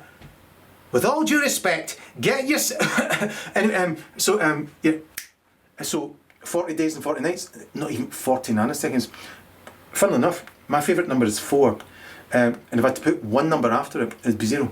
You know, it's all through the Old Testament, the New Testament, 4040, 40 days, 40 nights, Moses, Jesus, well, Yehoshua of Nazareth.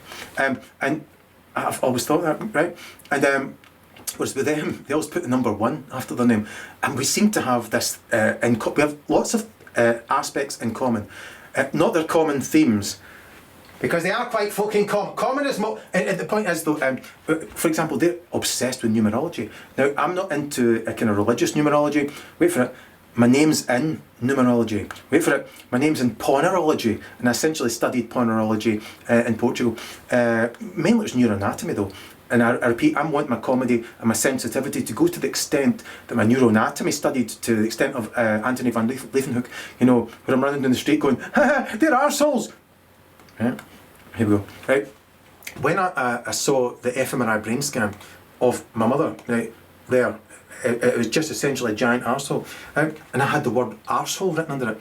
That's how angry they'd made me. You know, I put that up on the internet and basically stuck it on X, formerly known as Twitter, and so and I was looking at it one day, you know, after she died, I just started crying, you know, because that is what she was. She was an arsehole, you know. And no offence to them, I genuinely don't mean any offence, although I've said it how many times to them, they are arseholes. And I don't mean that in an offensive way, right? It sounds it, doesn't it? I don't, and so after I thought about her, I thought about them, and I felt really sad, you know. I also, what I'd convey is this, in fact, basically, when she was on her deathbed, I've said this before, I actually felt pity for her. I mean, this is a woman who is phenomenally evil, right? I mean, phenomenally evil, right? And it doesn't matter, fuck. You know, I mean, if you abuse a child from 4.5 right through the entire course of its fucking life, their life, to the day you fucking die, right? Then you're probably not a very good person, right? However, I understand she was an arsehole. That's a choice, though. You know, you choose to become an arsehole. There are people born with mental deficiencies, but do they all choose to become arseholes? No, they don't. They develop, you know. And so, anyway, Sam Vaknin, who she told me about 12 years before I studied him, basically, he said, see, in the end, after you do all your fucking studying, you know, in the end, you fucking realise they're pathetic and you pity them, right? Yeah. And I actually cried, but I didn't cry right away, right? I was on the bus going home, right? I hadn't cried. I recognised, I felt pity. Then I was writing about her to some moron, and basically, and as I was writing these words, a tear came, and I just couldn't stop. Then the bus driver got me, get off the fucking bus! I've been told to chuck you off the fucking bus. I'm a fucking whore, please. So anyway, the long and the short of it is, so I got off the bus and I was quite pleased because I couldn't stop crying. He saw the look in my face, saw the tears, and he went, alright, there's another bus in a wee minute. And I think he was maybe told to say that too. And so there's no extent they won't go to with their scripts. And so I was just crying in the street, you know, I just couldn't stop, you know, and I just felt I was free. Essentially, what I felt was pity, you know. And so I can't feel it again. Although I have felt sorry for them, you know, at bits and bobs, you know, and I can never love them. I don't really see them as my enemy because I've never been at war with them. I've never been in a competition with them. I don't see myself as a wrestler or a power. I've never committed any fucking crimes against them, let alone a litany of crimes or surrounding them with fucking countless whores, spent tons of fucking money. You know, I pitted this one against that one, and also, you know, like I said to my family, that's us getting revenge against him when it's pretend. You know, yes, I used some choice fucking words. I mean, think about, I repeat, someone contacting you every day for 4.5 fucking years, bashing the fucking forehead, and their whole family committing crimes against you for fucking 14 years, and then as they reveal themselves to you, you know, you just don't give a fuck about power. You don't give a fuck about fame or fortune. You know, I didn't have to crack my finger.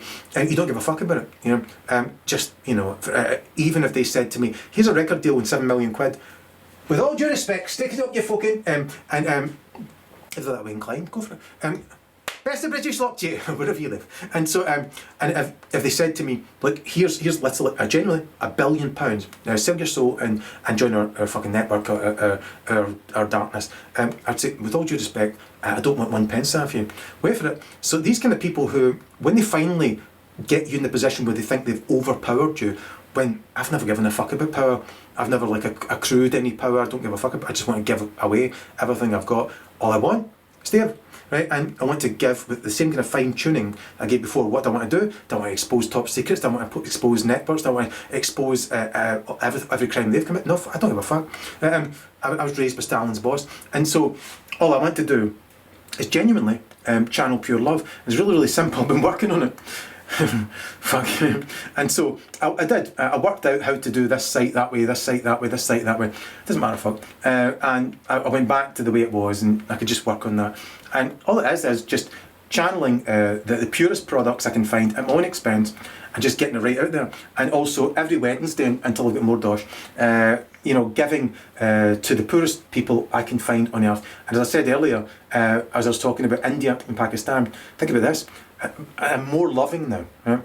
I used to think, well, Indians gave us all these goodies, you know. What did Pakistanis give us other than corner shops? I should have thought that. And I used to use that as an analogy, right? Fuck that, you know. This on Wednesday, I'm going to give as much money as I can to Pakistan, and they told me give it through a fucking mosque because you can trust them. And it brings me back to this, my experience of living in Britain and other countries as well. You know, I think probably when it comes to trusting people, you know, I've only been able to trust really one man, one great man. Erol, I'm your fucking guru. Saint Old Les, he's in heaven, right? I'll meet him again one day. And so, basically, I'll only be able to trust him, I think, on earth. I could only trust if I went to Tibet. Pretty much. I'd probably have to go to Tibet.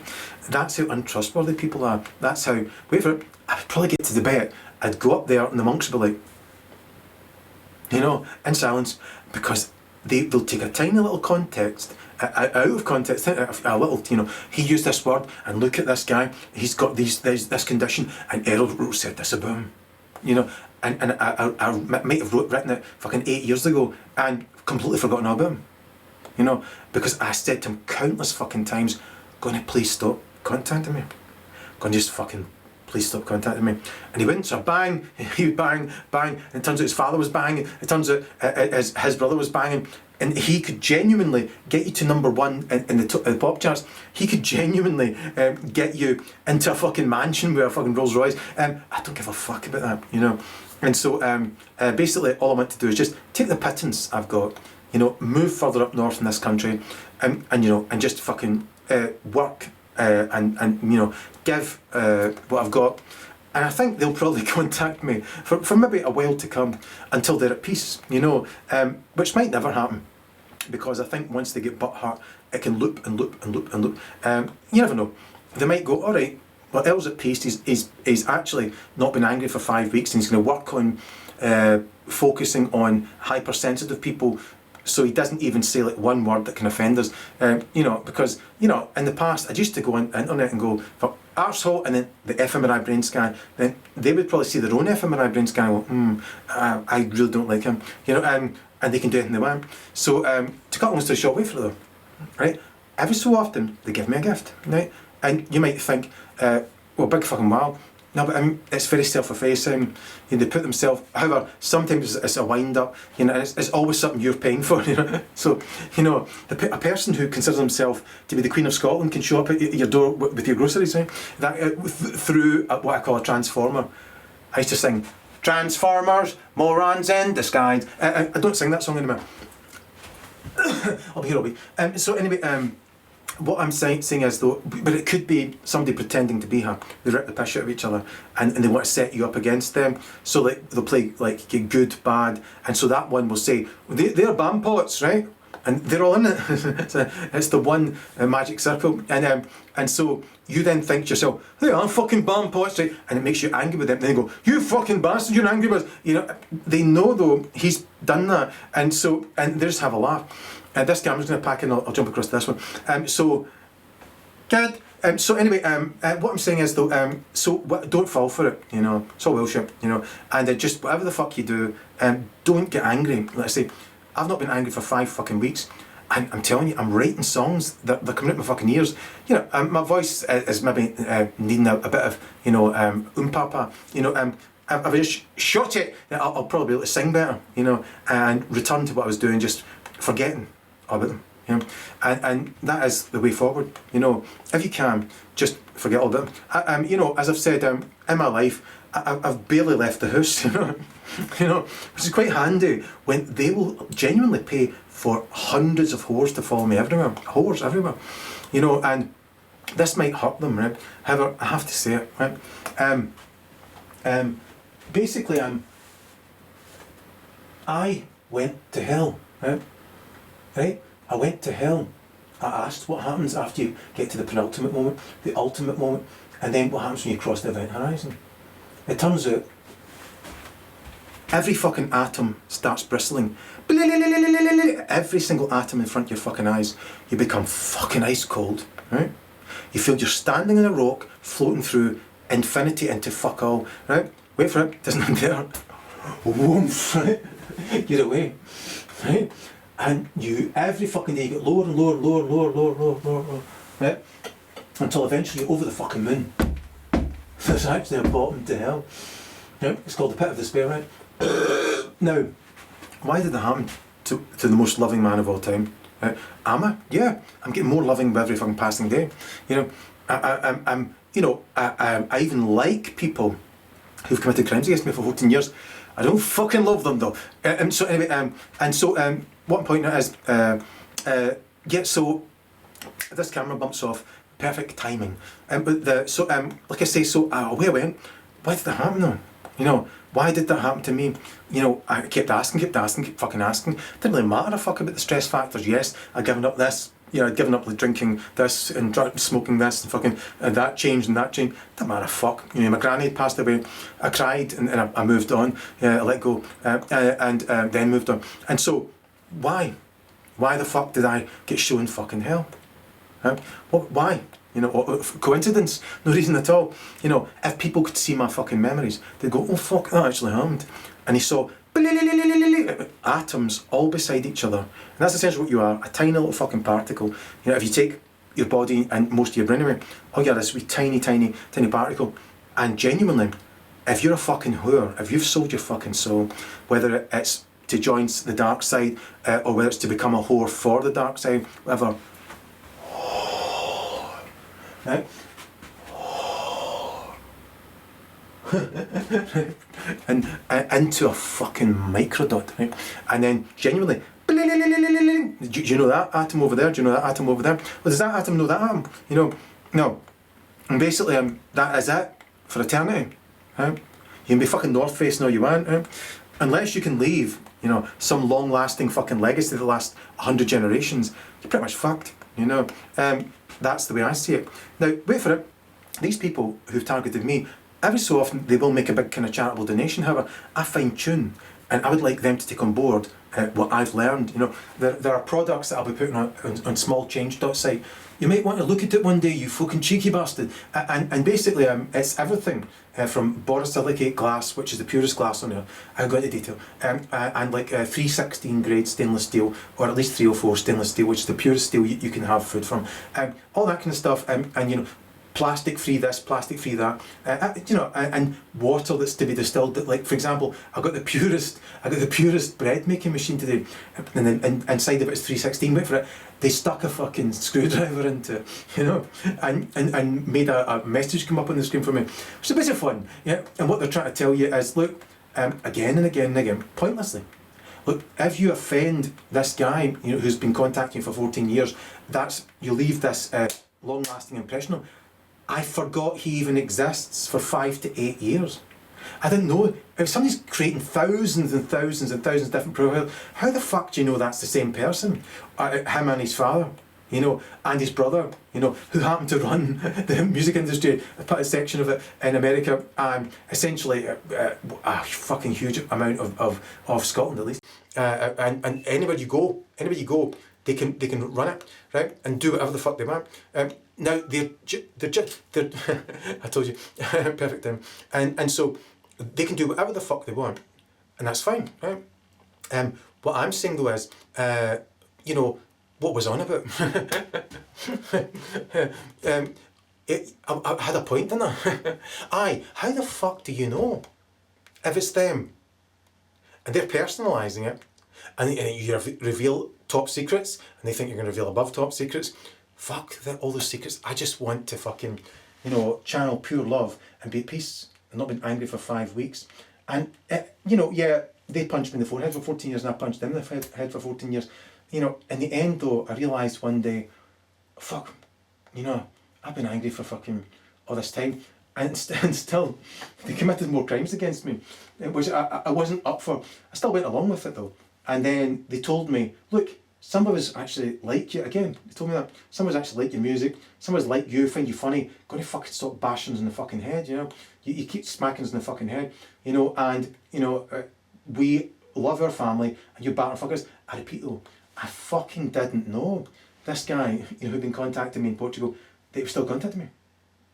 And even after all these fucking years, because essentially I'd upset his father, you know. And he was the one that was hurt. And also, he wanted to kind of win a kind of wrestling match against me that I wasn't in. A boxing match, I kind of was in. And at the end of it all, although, you know, he's away over there, and I'm away this way, you know, and we'll never ever meet, and never the twain. And so, nor should we, and that's that. However, like I say, you know, if it was possible in virtual reality to hug him, you know, after the fight's over, you know, I probably would to a certain extent. But yet only in theory from an enormous distance, and that's it. And for example though, he could send somebody at the door right there and just shoot me in the fucking head, you know, and he'd get away with it, you know. That happens all over the fucking world. And I'm not saying he's that kind of person. If anything, he probably likes my music, or at least some of his family do. They like my comedy as long as it's politically correct, right? You know, and I have sailed quite close to the wind with that, you know. And I still think, you know, probably not my funniest video, you cheeky fucking. So I'm glad you're there. Basically, so again and again and again, they've said, you know, look, we fucking do like this about you. However, the problem is what I say. If you're not understanding of power, if they see that you don't have any power, right, and you fucked them off, then they'll take advantage of you not having any power. And all they can take advantage of with me was compassion, and that's it. You know?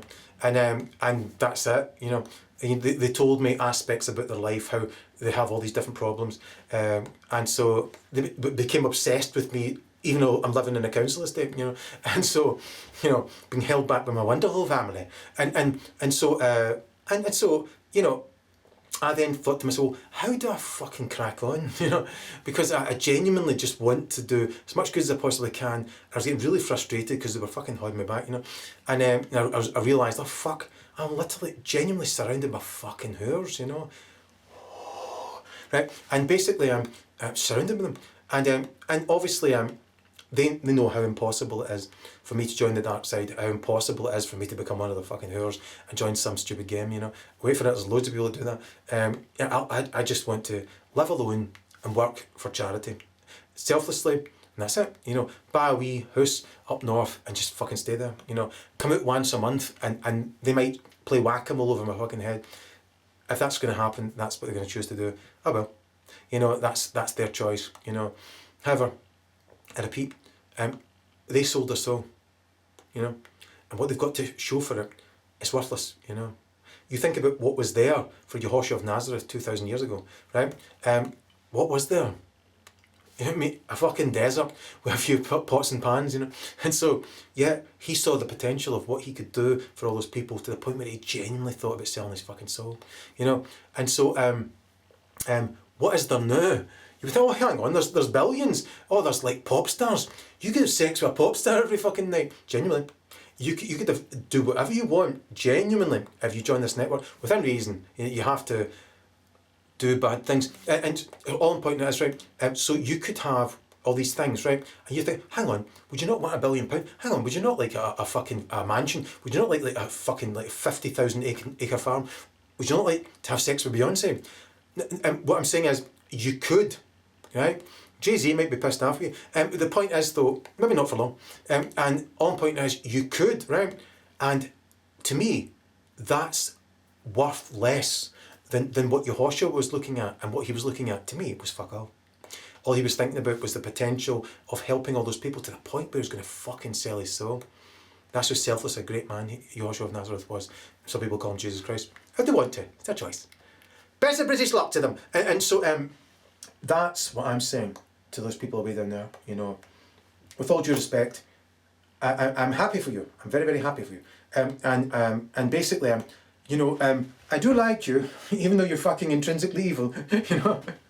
And you do seem to have a good side, you know, and all the rest of it, even though you've committed crimes against me for 14 years for telling the awful truth, you know, that I love, you know. I'm genuinely working on being more hypersensitive, not because I'm fucking scared of them or whatever. I just want to crack on. And it led to me stopping getting angry, which I thank them for, and also to be hypersensitive to the extent where I don't hurt anybody, even the old granny who's pissing her pants right and listening to her fucking, you know, bones creak. And I'm genuinely, thanks to something they put through my door, I'm going to look into the purest underpants I can get fucking all women. I've already found the purest menstrual product, and you know, I'm going to be continuing to do that selflessly. Not exposing top secrets, above top secret, how to create a power vacuum, how to expose them individually, go over individual details. No, fuck all that, you know. Basically, they went that way, I've no interest in going that way, and that's an end to the matter. I'm not going to get angry anymore, I'm going to try to be more sensitive. I do recognise they can be fun.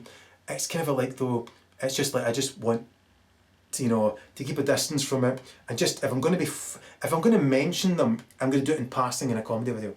The rest of the time, I'm just going to shut it, you know. And so, That's not me telling them to shut it. They might personalise that. Cheeky fucking bastard. Let's get after him. And so anyway, so that's all I'm saying. Basically, you know, at the turn of the year, on X, formerly known as Twitter, I genuinely was like exposing top secrets and stuff like that. Eventually above top secrets, and I just didn't give a. I didn't, you know. I was only at the very end I did that, right? And they've exposed more secrets to me, which is very kind of them, and taken my theories. I'm one of the greatest theorists of all time, because I'm the greatest mind of all time, you cheeky bastard. And basically, I'm really sensitive to that, wasn't it? And so, and my theories, they have qualified my theories. Before I believed what I was saying, I now know. And when you know, I can't know till I know. And so, and they've kind of taken advantage of that, because I didn't know so much about their family. And yeah, when they revealed something, I'd go, bang, you know, because fuck me, they had been winding me up, you know, for fucking 14 years now. Well, 13 and a half years. Have to be exact. And follow me all over the fucking world. I repeat though, they did some good stuff for me. They bought the farm. I fucked off to Africa, didn't expect that to come after me. Also, although they kind of got me into some debt, they actually kind of essentially wrote off the debt that they accrued. Yes, they kind of essentially got that debt up there. However, I started it, and it was St. Old Les that started that. He said, get into debt, and just get it to fuck. Where did they want me to go? Up north in Scotland. Don't know why. You know.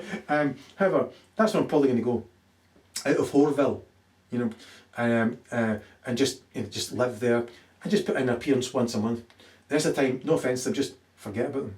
You know, will I still do my comedy? Yeah. If they put something through the letterbox, will I have a laugh? Yeah. I'll channel it into some comedy? Yeah. I'll maybe just mention it in passing. Those fucking cheeky bastards. You know what they said to me today? Those fucking cunt. You know, so that, you know, really sensitive stuff. And or they might just forget all about me. You know.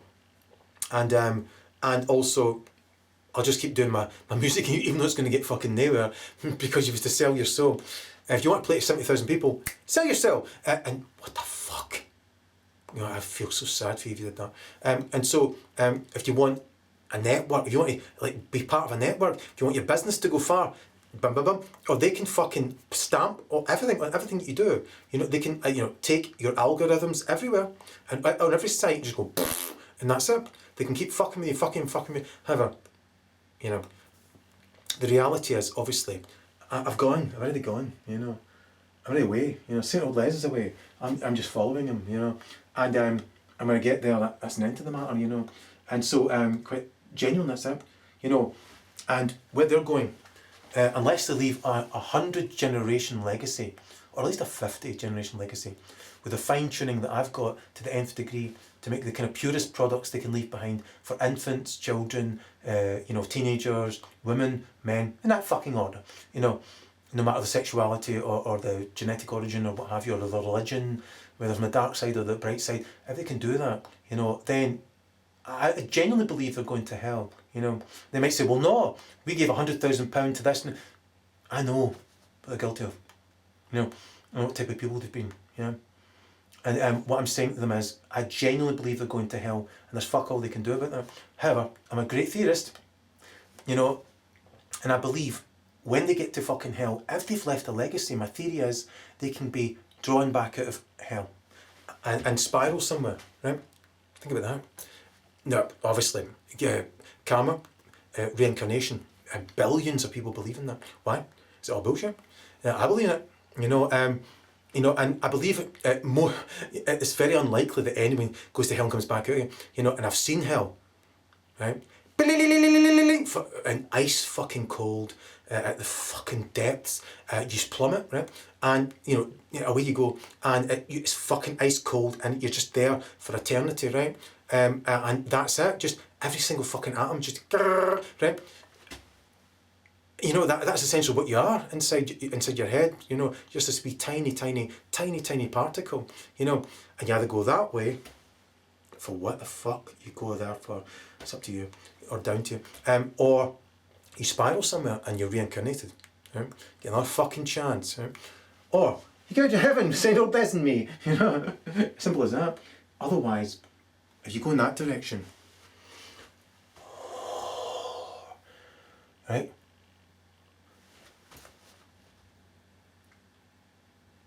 you end up where love loves you no more. Yeah. Is that wise? Do you not think, well, shouldn't you really take the advice of a man who's actually been to hell and returned? What happened? Well, the late great Saint Bill Hicks, no, it was a fucking brown spirit guide appeared, right? And just fucking loved me. And I genuinely felt that I was at the bottom of this fucking inking well. I couldn't get up this fucking well. The walls were made of thick ink, and I was down there and I think, how the fuck did I ever get back up to this wonderful light, up there, And I was doing there for fucking ages and ages and ages. I thought, fuck, this is me for life. I just thought it was just me, and that was that. I've heard other people, they've gone there. However, the point at the pit of despair, and what I'm saying is though, that walls are made of thick ink, and how the fuck do you are? Well, inch by fucking inch. It seems impossible, you do, and this brown fucking spirit guide, my first divine guide, appeared. I've had divine guides throughout my adult life since then, and sometimes they fuck off. If I move house, they fuck off. And I always expect them to come with me, and if you say goodbye to them, cheer up, don't say goodbye to them, however, if other people get involved and they're negative, they can fuck off for that reason. And so you have to move, not to be after them, wherever you have to go, and your next divine guide will put in an appearance, right? Or divine guides. And so one point is, she appeared, right? And just this kind of loving force, and just, she was there, and I just sensed her, and that was that. And she fucking protected me and loved me, right? And that was me, I was coming up. Then the late great Bill Hicks appeared, right? When I was away down there, with probably what you would call severe post-traumatic stress disorder, you could call that. Just essentially my halo fucked off. I genuinely felt it. This warm halo around my fucking head just went, see you did ask what happens after you die. And people say, well, you're going to hell. Well, but why would I suddenly be raised, and why am I definitely going to heaven? Why is it I have a fucking soul? Why is it people have been after me for my fucking soul for 14 years or longer? And why is it all these whores will sell their fucking souls, and no matter what, I will not sell my soul. And if anything, I actually feel compassion for these devils, and and that's all I can do, be my true self. If they like my music, well, they can hear it online. If they like my comedy, well, I'll fine tune it and make sure I'm politically correct for those cheeky bastards. And basically, I'm back here again, and my old friend, this camera's been everywhere with me, right? And so they've been after me most of the time with it. And so, however, like I say, so if they like that, I can do that. And basically, just if they want to be fun with me, I understand. Yeah, they are, no offence, monotards, so their every waking thought is the exact same thought, right? And from top to bottom, right? And wait for it, they can, they do like music, and they can, put up songs for you to listen to, where they deliberately, though, they choose musicians I don't fucking like, like Van Morrison and fucking John Legend. I fucking don't like them, right? And then when they recently preyed on me, they put up one of their songs each, and I thought, they're fucking really quite good. Those two particular songs, I knew it was going to happen though. My 16th sense, I always seem to be able to know what I'm going to do in advance. Not all the fucking time, and so and they don't seem to be able to know what I'm going to do in advance. However, I try and be the Daily Telegraph, and but yet not anymore in the way I was on X and all that sort of stuff. So anyway, like I say, so they have they love music, and I think they find me funny, especially if they're ripping the piss at me. And that's, I go back to power, when they think you're in a position of power, they think about fucking with you, and they might think they're entitled to fuck with you. Point being, if you let them fuck with you, they'll test, and if you go along with being fucked with, if they don't think you're powerful, then they'll fuck with you more, and they'll see what they can get. And if you give them that thing, and take advantage, right? Take advantage of that, take advantage of this, and kind of pass you a bit like a fucking tennis ball, right? Or a volleyball, whatever, until you're fucking exhausted and suffering from post-traumatic stress disorder. Next! However, it didn't work on me, and 14 years later, it's still not worked. And I know what exhaustion is. When I came back up from the pit of despair with that beautiful brown spirit, and the late great Saint Bill Hicks suddenly appeared after his death on the television, probably the joint greatest comedian of all time with the late great Richard Pryor. For me, that's as good as it gets, right? And wait for it, people wanted to kill Bill Hicks, and you know, behind one of his shows, fundamentalist Christians came up to him and said, We didn't like what you were saying about Jesus. and he said to them, are you Christians? And they said, Yeah. and he said, then forgive me. And they didn't kill him. So he was that quick-witted. And so, which is a brilliant man. What's the odds? I'm at the bottom of hell. Next thing, Brown, my first divine guide that I know of, lifts me up and out, and St. Bill Hicks comes on, and I heard myself laughing in hell. I didn't think you could fucking laugh in hell, you know. And some of them have told me that they're in hell and they want me to make them laugh. Sometimes they laugh at me. However, basically, every so often, they do put a lot of thought and use other people as well to help them with that thought and convey it to me, right? And it's self-effacing and deprecating it. And after this video, you'll see one of their jokes, right? Right? It goes back to me hurting them, right? And I've not been trying to fucking hurt them. I just fucking love the truth. And they were punching me in the head and I was punching them in the fucking head, you know. And I didn't totally understand what they were all about and on about, you know. And they have to understand me, and I had to understand them. And they took advantage of me not understanding them and found it funny because I got them mixed up because they like to mix each other out. And then that one says bad things about that one, and then you follow it with that one, so to speak. And then they're best friends and all the rest of it, and it's all pish. You know, it's all bullshit. However, I genuinely feel compassion for them. For example, one of the last times they preyed on me, I learned something about one of them, and well, I'd learned it for a while. And next thing I was crying, you know. Why? Am I a big Jesse? No. Am I scared of them? No. I just felt sorry for them. And so, when I thought about the guy who I'd been punching in the face in Portugal, who'd been punching me, who I really fucking let have it, bang! When they told me something, I should have went, I did. I said, all right, I didn't know that about him. I'm away then. And it went on again and again. And eventually I went bang and let him have it about his condition, and I didn't know about his other conditions. And so I shouldn't have. That fucked him off for fuck me. I'm guessing it's about seven years, or well, since then I'm guessing 6 years. But you know, they've said, look, he doesn't really matter. You know, he's wonderful. We love him. He doesn't really matter. You fucked us off, and we are in charge. You know, and so he's like in second place and all that. And there's others involved, and I think I know most of them. And like I said, they send self-deprecating stuff, and they're the progenitor of that. You know, like they're behind that. So. Sometimes I found myself getting like junk mail put through the door. I look at it and it's from them, you know, and it is really quite funny, you know, and stuff like that. And however, sometimes, you know, if you're walking down the street, they will say two different things to you. Like, just fucking blank it, right? Otherwise, they're gonna keep on doing this. You know, like the younger ones, and they let the younger ones prey on you unless you join the dark side, you know. And obviously, I'd rather be preyed on by their children who are in their 30s, you know, than and their teams, you know, that are called Microsoft teams. Can't make it up. And basically, I'd rather that, you know, than like once a month, like. Hiya, you know, having the exact same thought. He's a Wellington boot with my face on it. You know, join the dark side. Let's keep happening. Good. You know, I can maybe try and make it fun. You know, and as long as people say, look, fuck him. It doesn't matter. He feels that he's already won, and that's great. You know, and all I did was like punch him in the fucking mouth. Well, he was punching me in the fucking mouth, and his father was punching me in the mouth, and his fucking brother was punching me, his mother was punching him in the fucking mouth, I think his sister was punching him in the mouth, I think his grandfather was punching him in the fucking mouth, right? You know, and I'm punching them in the fucking mouth. And I genuinely thought it was just this guy and his mother, you know, and it was just mainly this guy. And then, like I say, I got these lenses, I was able to see all the way fucking down, and then what I want to do is be sensitive to that extent. Will I do it? Well, mate, I'll do my fucking level best, you know. I now even love Pakistanis. I'm joking. Genuinely, I just see Pakistanis and Indians now the same. I don't really give a fuck about any cultural differences. You know, I'd hand build a corner shop for Indians if they want me to. You know, what I'm saying is, you know, I'm sure Pakistani curry tastes really, really, really good. You know, although I wouldn't. No, I'm joking. And so what I'm saying is though, this on Wednesday, I'm going to find the best fucking Pakistani charity I can possibly give to. I do it every Wednesday. I'd like to do it every fucking day. I'd like to find the most established charities and donate to them every single fucking week.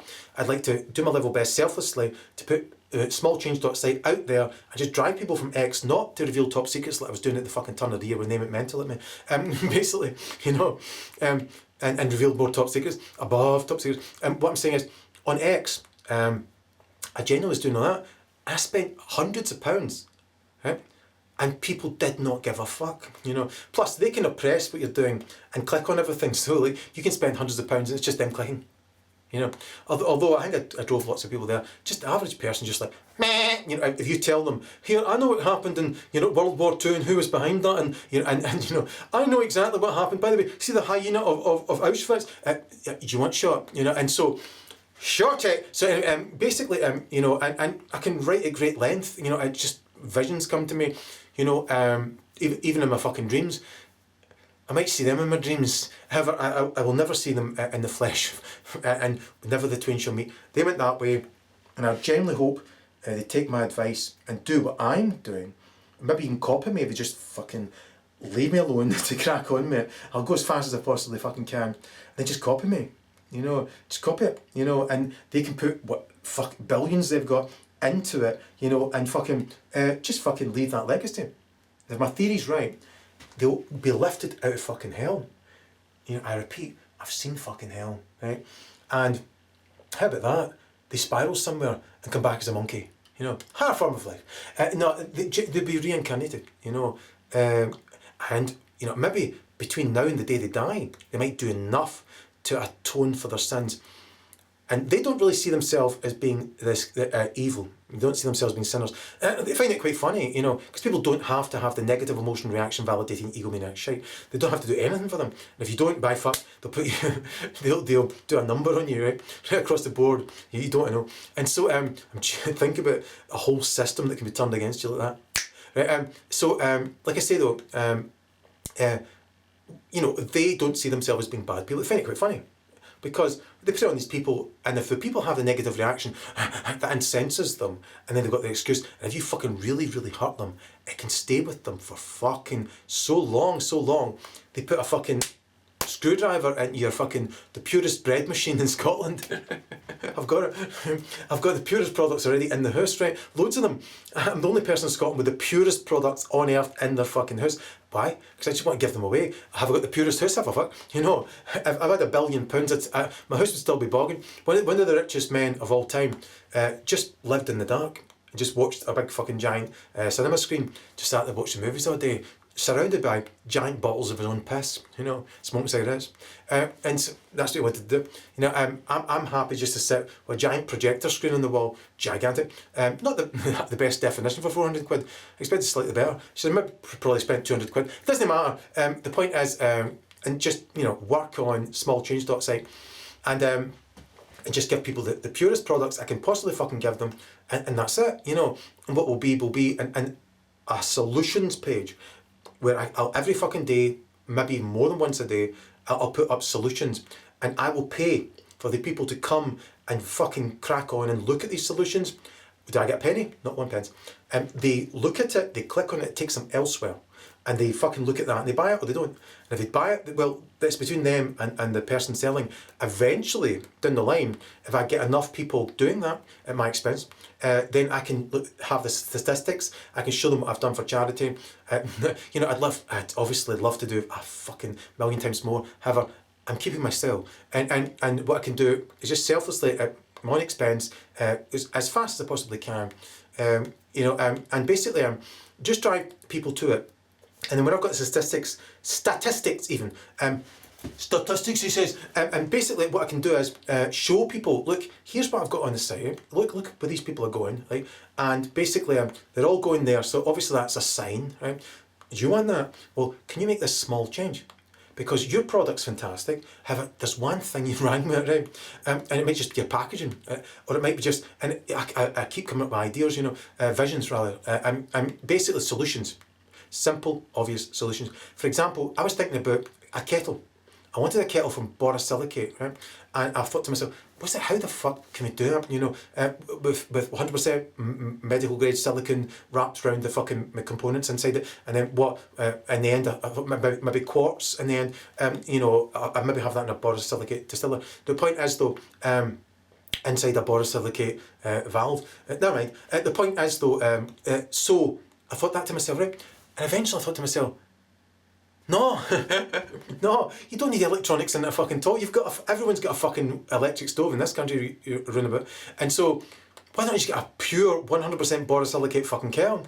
Tried to buy one from America and they went, get yourself the fuck. That's how they speak in America for some reason. Mental. Bless them. And so eventually, and I even bequeathed one of those kettles to them. Down there and Narnia. And so basically, I've got that now. It already looks bogging. It is genuinely the purest fucking kettle on earth, right? And you don't need electronics. Just 100% borosilicate. And when it's all ready, on the site, I'll have absolutely everything you can think of. Sadly, not as much as I would like.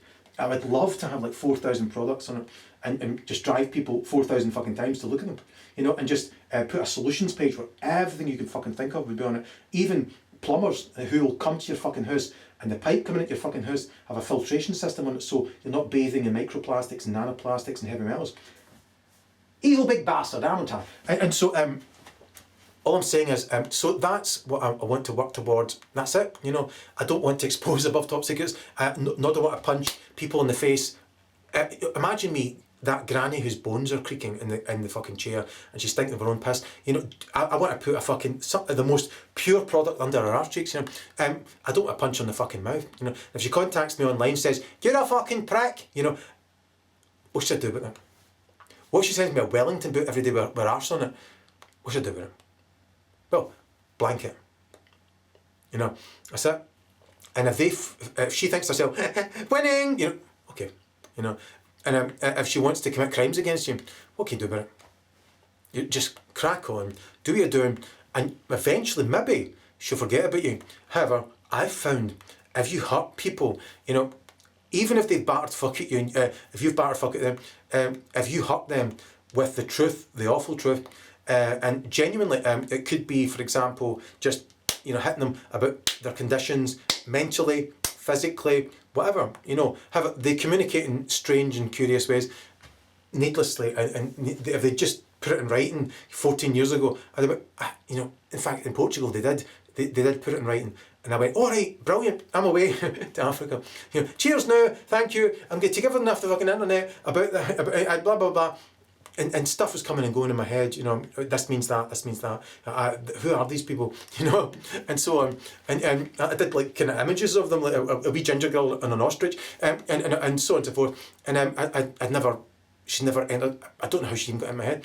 The point is though, so all I'm pointing out is though, so I remember saying at least twice, oh fucking excellent, you know, I'm away now, right? Not excellent, oh I didn't know that, all right, I understand, right, I'm away, and I remember saying to that guy, gonna fucking leave us alone, you know, fucking leave me alone, you know, stop contacting me every day, you know, because it wasn't just about joining the dark side, I think it then just turned into hatred, you know, he was like, I fucking hate you, I fucking hate you, I fucking hate you, and like, you're this, you're that, and with the help of his father, and committing loads and loads of crimes against me to try and hurt me.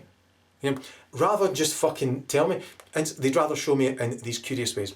And so eventually though, they revealed themselves, I still kept punching away. Take that, you fucking, and I used very, very choice words, you know, and they understand those words. You know, I put in a previous video, when I was 9-year-old, a guy said about a guy in a wheelchair, you're a fucking spastic, right? And I said to him, no, you're the fucking spastic, right? And he went, right? And I saw in his eyes that he kind of shrank from the front of his eyes to the back. And I realised, essentially in the end, he's a mental quadriplegic. So I said to them when I worked at their mental quadriplegics, right, you're a fucking spastic, right? Now, was it telling a lie? Were they being essentially what they would call cruel to me? Were they trying to batter fuck at me? Were they commit crimes against me? Yeah. You know, what are they? Well, they self-spasticated, you know. And in some cases, you know, they were born with dreadful conditions. In some cases, it was kind of created for them. In some cases, they were misled like a motherfucker. And so, in some cases, it was choice, you know. And it's what Yehoshua of Nazareth spoke about and why he was persecuted, you know. He famously said, you know, if choice words, I'm not going to repeat, right? But basically, he fucking let them fucking have it to the nth degree. And basically, and they wanted to kill him, you know. So think about that. You know, Moses, not as moral a man as Yehoshua, not as moral as me, you know. However, nonetheless, as moral as fuck. In Moses' case, I'm sure he spiraled somewhere, you know. I'm sure he didn't get to heaven because he did murder people, you know, and they murdered him, you know. Yehoshua of Nazareth took a bullwhip to people and fucking hammered them with the truth because he fucking loved the truth. You know, he's so selfless, such a giver. He could see what they can't see. You know, they can't see. You know, and they can't see. If you can't see, you can't see. You know, and they think they can see, because obviously they're getting this, they're getting that, they've got billions, they can fucking do whatever the fuck they want, they can micromanage to nth degree, they can prey on these people and seem to be getting away with it, and they are not. They're not getting away with it. You know, why would they be begging a man in a council estate for help? You know, across the board. You know, whether it be with their family or whether it be for my music or my comedy to slightly change. You know, to change this about my life, to change that about my life, to try and help them. Why? You know, outside I think I might hear some horrors coming. Why would they do that? What I'm saying is, why would they do that? The answer is because basically what you put out comes back to you. You know, generation after generation after generation after generation, and I'm not having a go at them. I'm just saying that's the fucking truth. That's what karma is. That's what the moral law of divinity is. You know. It just returns to you. That's the only law that matters a fuck. You know, they think they're above the law. There's absolutely fuck all above the moral law of divinity. There's absolutely fuck all above heaven. You know, it's the source of love, where all love comes from, and basically that's where all whores go. Right? And I've given a theory to them where I've seen fucking hell. Why not listen to me? Do you really want to be beyond the fucking point where love loves you no more? Do you? You know, I've seen it, you know, why would I be showing it? And they'll be targeted by all these people, you know, who essentially have done for me way more than what happened to Yehoshua of Nazareth. He went away, he sat out in the desert by himself. You know, he believed he'd seen, you know, all the nonsense that could be offered to him. I have actually been offered it. I mean, all of it, and it doesn't really register. I don't care. It doesn't mean anything to me. And if you don't, then they'll prey on you, and then you have to become that bullshit. You know. Fortunately for me, I think they do like my music, and I do feel sorry for them. You know, and I think they do like my comedy. I'd like to fine tune it so I'm as politically correct as possible. And this video is about fine tuning it hypersensitively. And like I say, also I think they, you know, like me being funny about them, you know, as long as I don't fucking hurt them, you know. And at the end of this video, you'll see how I hurt them, right? And you'll see how self-effacing they are, right? Then I'll put on one of my songs, and then you can get to fuck. And so that's that. So that's it. So basically, I hope they become at peace. You know, they might not. You know, it's up to them. You know, I'm at peace. I've not been angry for 5 weeks, you know, and when I was not angry for 4 weeks, they put a message through my door. You don't want to know what companies they can infiltrate, right? Just imagine any company, you can just take over it like that, right? And then get that put through my door, right? And just, you know, okay, they could have a printing press and just go for it. Nonetheless, though, they can take over anything at any time, anywhere. So they could hold you back in every single way. And all I want to do is fuck top secrets, short it, and when I'm alone, just work. You know, some people might go, I just, you know, busy myself doing all that. And I think they would like me to keep putting my music out, my comedy out, as long as it doesn't hurt them or offend them. And I think everyone's like that. The old granny sitting in her wheelchair in her wet knickers. You know, bless her. You know, homosexuals who might watch this would say to themselves, all right, aye, pretty much. You know, he's tried to stick a fucking bicycle pump up his arse once in a fucking bin bag. You know, they might say that, which is true. That didn't get very far. You know, it was that guy who said, yeah, they told me what to do. You know, eventually, when you're alone for years, you know, you know. And so, you know, and I'm sure red-haired people will, all right, he realised he was wrong, even after like a successful gig in bouncing, you know, say, there's a ginger, you know, he realises he was wrong to do that, you know, it was racist, you know, and basically, simple as that, you know, and I am part Neanderthal. The genes of the entire world are reunited in me. You know, genuinely, we're all African under the skin, and basically, my genes are from fucking everywhere, you know, everywhere. And that's brilliant, fantastic, and I was really helped by that, you know. I was born with a huge amygdala. And you know, some people are born with a tiny amygdala, some born with strange conditions, bless them. And we need that fucking spectrum, as I said in the previous video, because these people can prey on you. And if they can find a weakness, as they would see it, which isn't a weakness, your weakness is only in your life if you are the kind of person where they can prey on you and kind of get away with it if you're not protected in some way. And I've always been essentially vulnerable in that way. And, you know, if these people, you know, don't have a conscience, you know, and just like, I want something, because I fucking said so, you know, and that's just the male of the family. And so basically, if they want something, and they're like, what the fuck? And you punch them in the mouth, you know, and then you punch that member of their family, and they've got another condition, they've got a condition, they've got a condition, and so on. And what I'm saying is, basically, you know, I think as long as I fucking just put out what I want to do and don't hurt them, you know, I don't want to fucking hurt anybody, you know. And this video's about fine tuning. I'm sure just everybody from every walk of life, even Neanderthals, gingers, myself included, you know, genes of the entire world reunited me, and that gave me this inheritance that they don't have, you know, and I obviously I went in this direction. I'll never fucking stop until I get there, you know, simple as that, because I just fucking love the truth. I'm obsessed with solutions, you know, finding solutions, thinking about it, you know, and even if I fucking know in advance, I still go through the workings.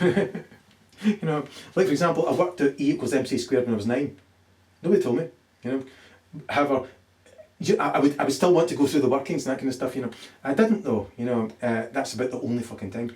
And so, to conclude, you know, I know probably the solutions to the vast majority of problems that I could be faced with, and that's all I want to focus on.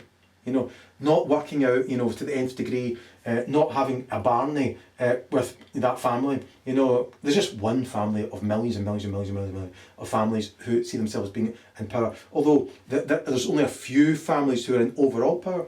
They happen to be one of them. Right? And so, if you're part of that network, that is, you know.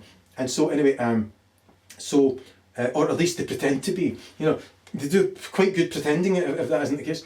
And so, yeah, it's just a kind of a 14 long relationship from a very safe distance, right? You know, as safe as humanly possible. And like, maybe one day, the guy was punching in the fucking mouth, who sent me a Wellington boot with his face on it every fucking day, you know, maybe he realised, oh, do you know what? My family and me did invent thousands of different fake profiles, and how the fuck would he know it was me? And the truth is, I genuinely forgot he exists for at least half a decade, you know. I genuinely forgot his father exists, and his brother exists for 2 fucking years. I didn't even know his mother exists, which should have been a thought. You know, I didn't know his sister exists. I knew his grandfather existed. I didn't know his granny existed. I think she's the Queen Mother. And what I'm saying is though, and Bluebeard and all the rest of them, and fucking, I'm not going to name them, you know, but there's one of them. I'll find you in the morning. You know, there's a few of them. However, essentially, they are obsessed with things like Pavlov's dog. So they will go, and that's it. All they need to do is go, meh, and if you have the reaction, they go, winning. And so get that through your head and have no reaction when somebody tries to provoke you, right? And ultimately though, if you look at the last page of Pavlov's dog, if someone's obsessed with you and they're trying to treat you with this Pavlovian nonsense, you know, try this, try that, try this, you know, a sound effect, this, and try and threaten you, or when they can only take advantage of my compassion, that's about it, and my desire to crack on, what for? Compassion. And so, the meaning of life. And that's in the past, you know, and essentially just it's part of me, you know, being myself, and that's it, and where I'm going. So what I'm pointing out is anyway, what was I on about? You know, whatever I was on about, I was right probably. Basically, just fucking be the solution to and fucking you know, when it comes right down to you know, when it comes right down to, just fucking don't sell your fucking soul for anything at all. You know, we live in hate-consumed times, poverty, blah blah blah. You know, just fucking give, just give, and you might find in order to give, you'll be hindered, preyed upon, and all the rest of it. And like I say, maybe that wee guy I was mentioning there, maybe eventually he'll think to himself, you know what? All right, I've won, and he might have thought that years ago, and he might just be thinking, no, so I'm gonna keep fucking hitting him, you know. That's it. And maybe his father thinks, oh, you hurt me as well, I'm going to maybe it's mother thing, I'm going to fucking keep hitting you, you know, or whatever, you know, and so on. However, the reality is, I stopped getting angry 5 weeks ago, and I actually thanked them, you know, because hit me in the forehead, made me realise, oh, hang on, you know, I'm as moral as fuck, you know, and however, I can be more moral. And the anger means that when as I put in a previous video, when I go to my wit's fucking end, I lose objectivity, you know, and then start coming out with fucking words they can take out of context, use against me, tell people about, you know, and it doesn't represent the real me, it represents them battering fuck at me for 14 years and committing crimes against me for 14 years.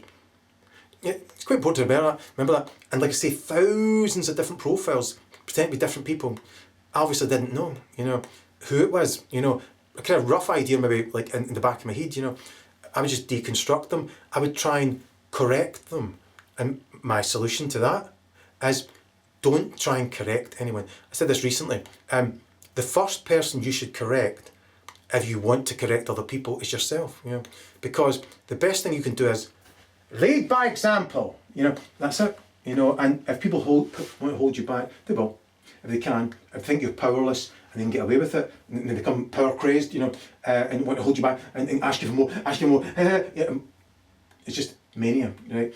And if you don't go in that direction, just, you know, keep yourself to yourself and fucking, you know, shut it and fucking be, you know, nice, you know, and just be fucking kind, be considerate, be understanding, just fucking be loving, you know, don't be angry, don't be reactionary. That's all they've got, you know, meh, you know, meh, you know, and if you react, they go, winning, you know, and you'll exhaust yourself, you know, which has never worked to me because I've always just fucking deconstructed, let them have it, you know, blah, blah, blah, you know, and in the end, so when they think the tables have turned and when you're no longer in a power position, as if I ever fucking was, you know, then they can think, oh, what else can we get? What else can we take advantage of? You know, it was just mania. And so anyway, and so now though, genuinely, although there's wind-up merchants and they betray each other for a laugh, you know, they do kind of like send each other up. And like I say, at times they will try and give you gifts, sometimes like to slow you down, you know, sometimes it winds you up and that kind of stuff. However, I've been at peace now, you know, for a while. Not perfect peace, you know, and that's all I want to be at, you know, if they leave me alone, you know, and that's it, you know. And then, unsurprisingly, I'll riff again, you know, hopefully they'll be at peace, you know, because like I say, I don't think they really bother. I think they know, alright, Erol, we did contact Erol thousands of fucking times and he just can't fucking remember. Yeah, he did butt punch fuck out of us because we made him very, very fucking angry. He now doesn't get angry anymore. He now doesn't want to hurt us. You know, they've tried to hurt me for 14 fucking years. Just doesn't work because he can't work me out, you know, because, you know, they have absolutely tiny wee brains, and even with all the help, you know, it just doesn't work, you know. The closest I can get to being hurt, you know, is just like feeling for other people, you know. Can't really feel hurt for myself, you know. I suppose if I had a child and the child died, you know, by fuck, yeah, it'd be hurtful. You know, and so I can only imagine that, you know. And like I say, so hurt, you know, I think they've tried to hurt me for 14 to let me know I'm hurting them, you know. And don't get me wrong, they started it, you know, and obsessively and all the rest of it, thinking surely he must want to, you know, no, and that's that, and so and that's an end to the matter. So they may still continue to commit crimes against me, you know, for a while, but maybe one day they'll realise, oh fuck, he genuinely forgot we even existed, which might be an insult, you know, to them, their ego and all that, and that the guy who with the afflictions who contact me every fucking day, at times trying to help me, you know, maybe they'll realise, oh fuck, he actually forgot the guy existed. He did ask quite a few times, going to stop contacting me. Yet he punched him in the face a few times, and he punched us in the face a few times. Then when he found out about it, he still kept punching in the fucking face. However, the point is that maybe they realise in the end, oh fuck, we did make him as angry as fuck for 14 years, committed countless crimes against him, you know, and he doesn't understand that way, you know. It takes him a long time to learn and form solutions, and here's the opposite, you know. I was fine-tuning neuroanatomy all the way down, and they basically showed up every day online, so I could study neuroanatomy to that extent. And now I've studied comedy, so I can go all the way down. And I believe I've not been politically incorrect in this song, this video. I'll put a song on, and I don't believe I've been insensitive. I don't think I've been hypocritical or unloving. I think I've covered just about everything. I had a whole list to speak about. I'm going to leave it, right, and just leave it at that, because there's loads I could cover, fucking absolute tons I could cover. No, short it and basically leave them to it. And if they do want to, like that guy, if he's still at it, I want to send you a picture of Wellington, put it in my face, fine, If they want to try and play whack-a-mole with me when I walk about, I'm just going to blank it, If it's funny though, I will interact with it. I just can't be arsed. I just don't really want to. If they want to like put funny things through the door or whatever, then, I would perhaps maybe put it into a video and mention it subtly in passing. That's about it, But, when I go out next week, I'm confident it'll be a slew of whores, everywhere I go, and they'll say, well, you chose not to go to hell. Oh well. Oh well. You chose not to become a millionaire. You chose not to become a remarkably non-anonymous singer. Fair enough. And if they're the only people who actually hear my music, fair enough. A few people will hear it through DistroKid, which I instinctively knew not to promote. And because it's easy, you can just go through DistroKid and pay 90 quid a year, and then basically contact through their search engine every single person on Spotify. I'll put it on the solutions fucking page. Everything on the solutions page, and on smallchange.site. If you ever see this, you'll love it. If not, then I'll pay for you to see it through X, and then you can find it from there. And it's between you then and the people who will sell it. And eventually, I might use the statistics and basically and use that to encourage people to make small change until I work out along the way. Oh, I don't need that small change. You can just fuck the electrics. You can just have a borosilicate fucking kettle. You just put it on the hob, and so on. Just all across the fucking board. That's all I want to do. Yeah, at the turn of the year, they fucking started attacking me because I genuinely started revealing top secrets and solutions, unsurprisingly. And then above top secrets was at the very, very back of my head. And then they gave me more above top secrets and so on. However, I don't really need a dagger to my wife's clitoris to keep that all to myself. I think there's a word on it. All I want to do is basically channel through the moral law of divinities, love coming to me, and through that compassion, and from that I'm feeling peace. I've not been angry for 5 weeks. I've even thanked them for that, because like I say, I've been angry for 49 years. 49 years. Well, I had been non-reactionary up to a certain point till they started targeting me 14 years. However, they fucked off though and said, okay, actually you're sorted. You're actually non-reactionary. I kind of pursued them because I didn't even know what was going on. And there was one selfish reason and three fucking really, really selfless reasons. And that exacerbated them and on it went. And what did I do? I got angry because even being non-reactionary, I would still switch it on and off and on. Shouldn't, just in order to be non-reactionary, just don't get fucking angry anymore. And then become more loving, more understanding, more sensitive to hypersensitive people all the way fucking down, and understand there are people who don't have a moral conscience and they believe like, we should be able to punch you in the fucking face, and whatever you do, don't have a fucking reaction. If you don't have a reaction, you don't end up with post-traumatic stress disorder, you don't end up exhausted, and you might find out behind it all, they just think it's funny. And if you can be funny about it, they realise, alright, fuck, he realises, alright, blah blah blah. I'm telling you though. They're evil and insane. Right? However, what I'm saying is, though, they do have some goodness in them. And they do like music, they do like comedy, they do good at times as well. At times they can be big softies, self-effacing, deprecating. And so they've tried to help me, because there are people who would just take you and get 40 people to shove you off a cliff, and so they've instead tried to communicate, all right, vaguely, and rather than just Erol, here's the facts, and so on and so forth. So in the end, hopefully they realise, oh, fuck, Errol forgot all about who that guy was, and yeah, then when we came back to him, he did punch fuck it us in the face. However, that's because we made him very, very angry, and it's all all in the past. 5 weeks. It's the first time I've not been angry for 5 weeks. If my phone tells me to shut it. It's the first time I've not been angry for 5 weeks. Since I started studying being non-reaction, I still switched it off and on. Never fucking switch it off and on. Just become more and more loving. Just consider this. Imagine other people knew every single thought you'd ever written. And I've written every single thought ever. I'm the Daily Telegraph.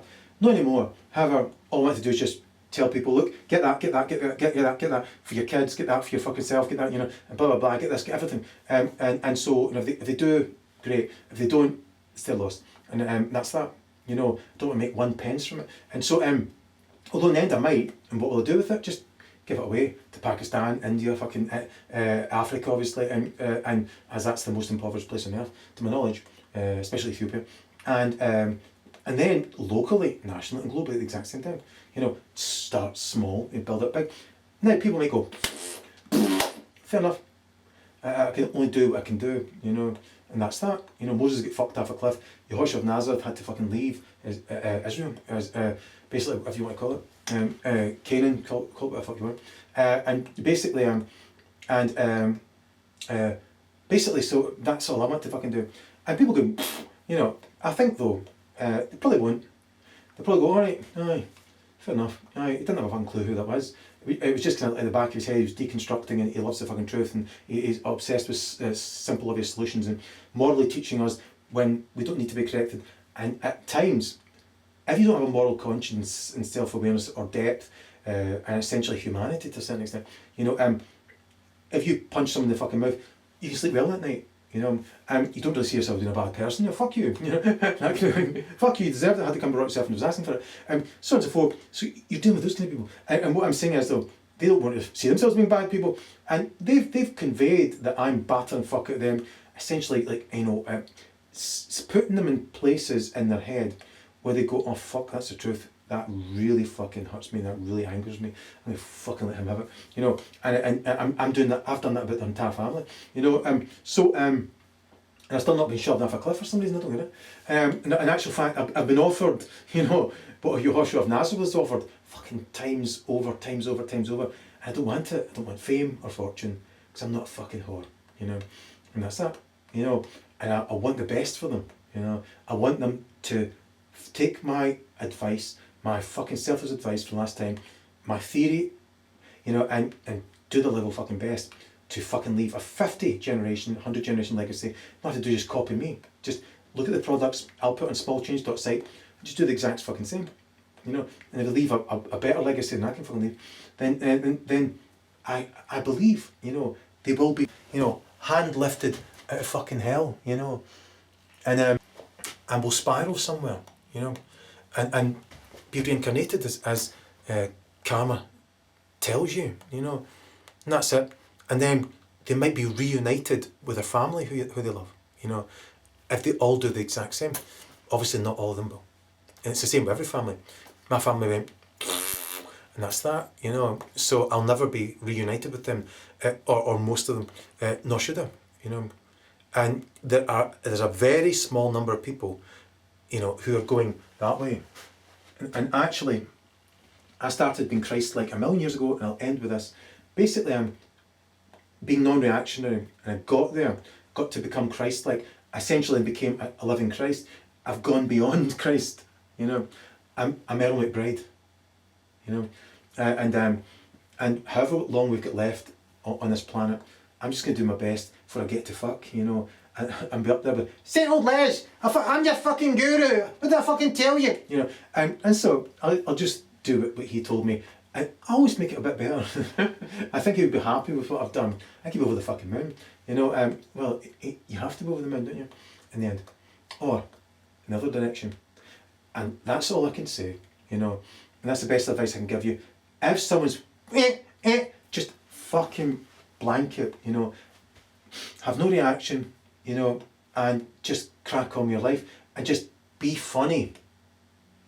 And if you've got a gift, Picasso, on the desert island with the bottles of wine, which I'm going to have some Guinness in it. Basically, with those bottles, show, and you're painting on that desert island, and they know it. You fuck them off. You know you're Picasso. Right? They still want you to paint though, because they can see you through a fucking telescope. Right? And so yeah, on that desert island painting away, going, no fuck, I'm on a desert island, I don't give a fuck. I love painting, you know. Well, I paint. I just paint. I just can't stop painting. I need to paint. You know, I need to write music. I need to do comedy. I've always been funny, and I've always done music, and I could go on. So there you are, you're Picasso, desert island, and they're keeping you that way because you will not join the dark side. You will not sell your fucking soul, and you're not doing what they fucking tell you to. When you finish that painting, right, and no one else will ever fucking see it, right, ever. They won't let them because you won't do what they want. It's still a Picasso. So I'll end with these words. This was their medicine, right? Basically, you know, I hope it helps, you know. And from now on, I'm genuinely at peace. I've got no more anger, and I've thanked them. And I'm going to leave it with one of their jokes. So this is goodbye, you know. And I'm sure there may be whores in the future that they have a laugh with, and that. I'm just going to blanket, and if they, you know, put something funny through the letterbox or somehow, you know, I'll probably put it in a video in passing. Although I may see them in my dreams, you know. I'm off to get a Guinness, right? Peace, peaches. Beyond Christ. Meet the family.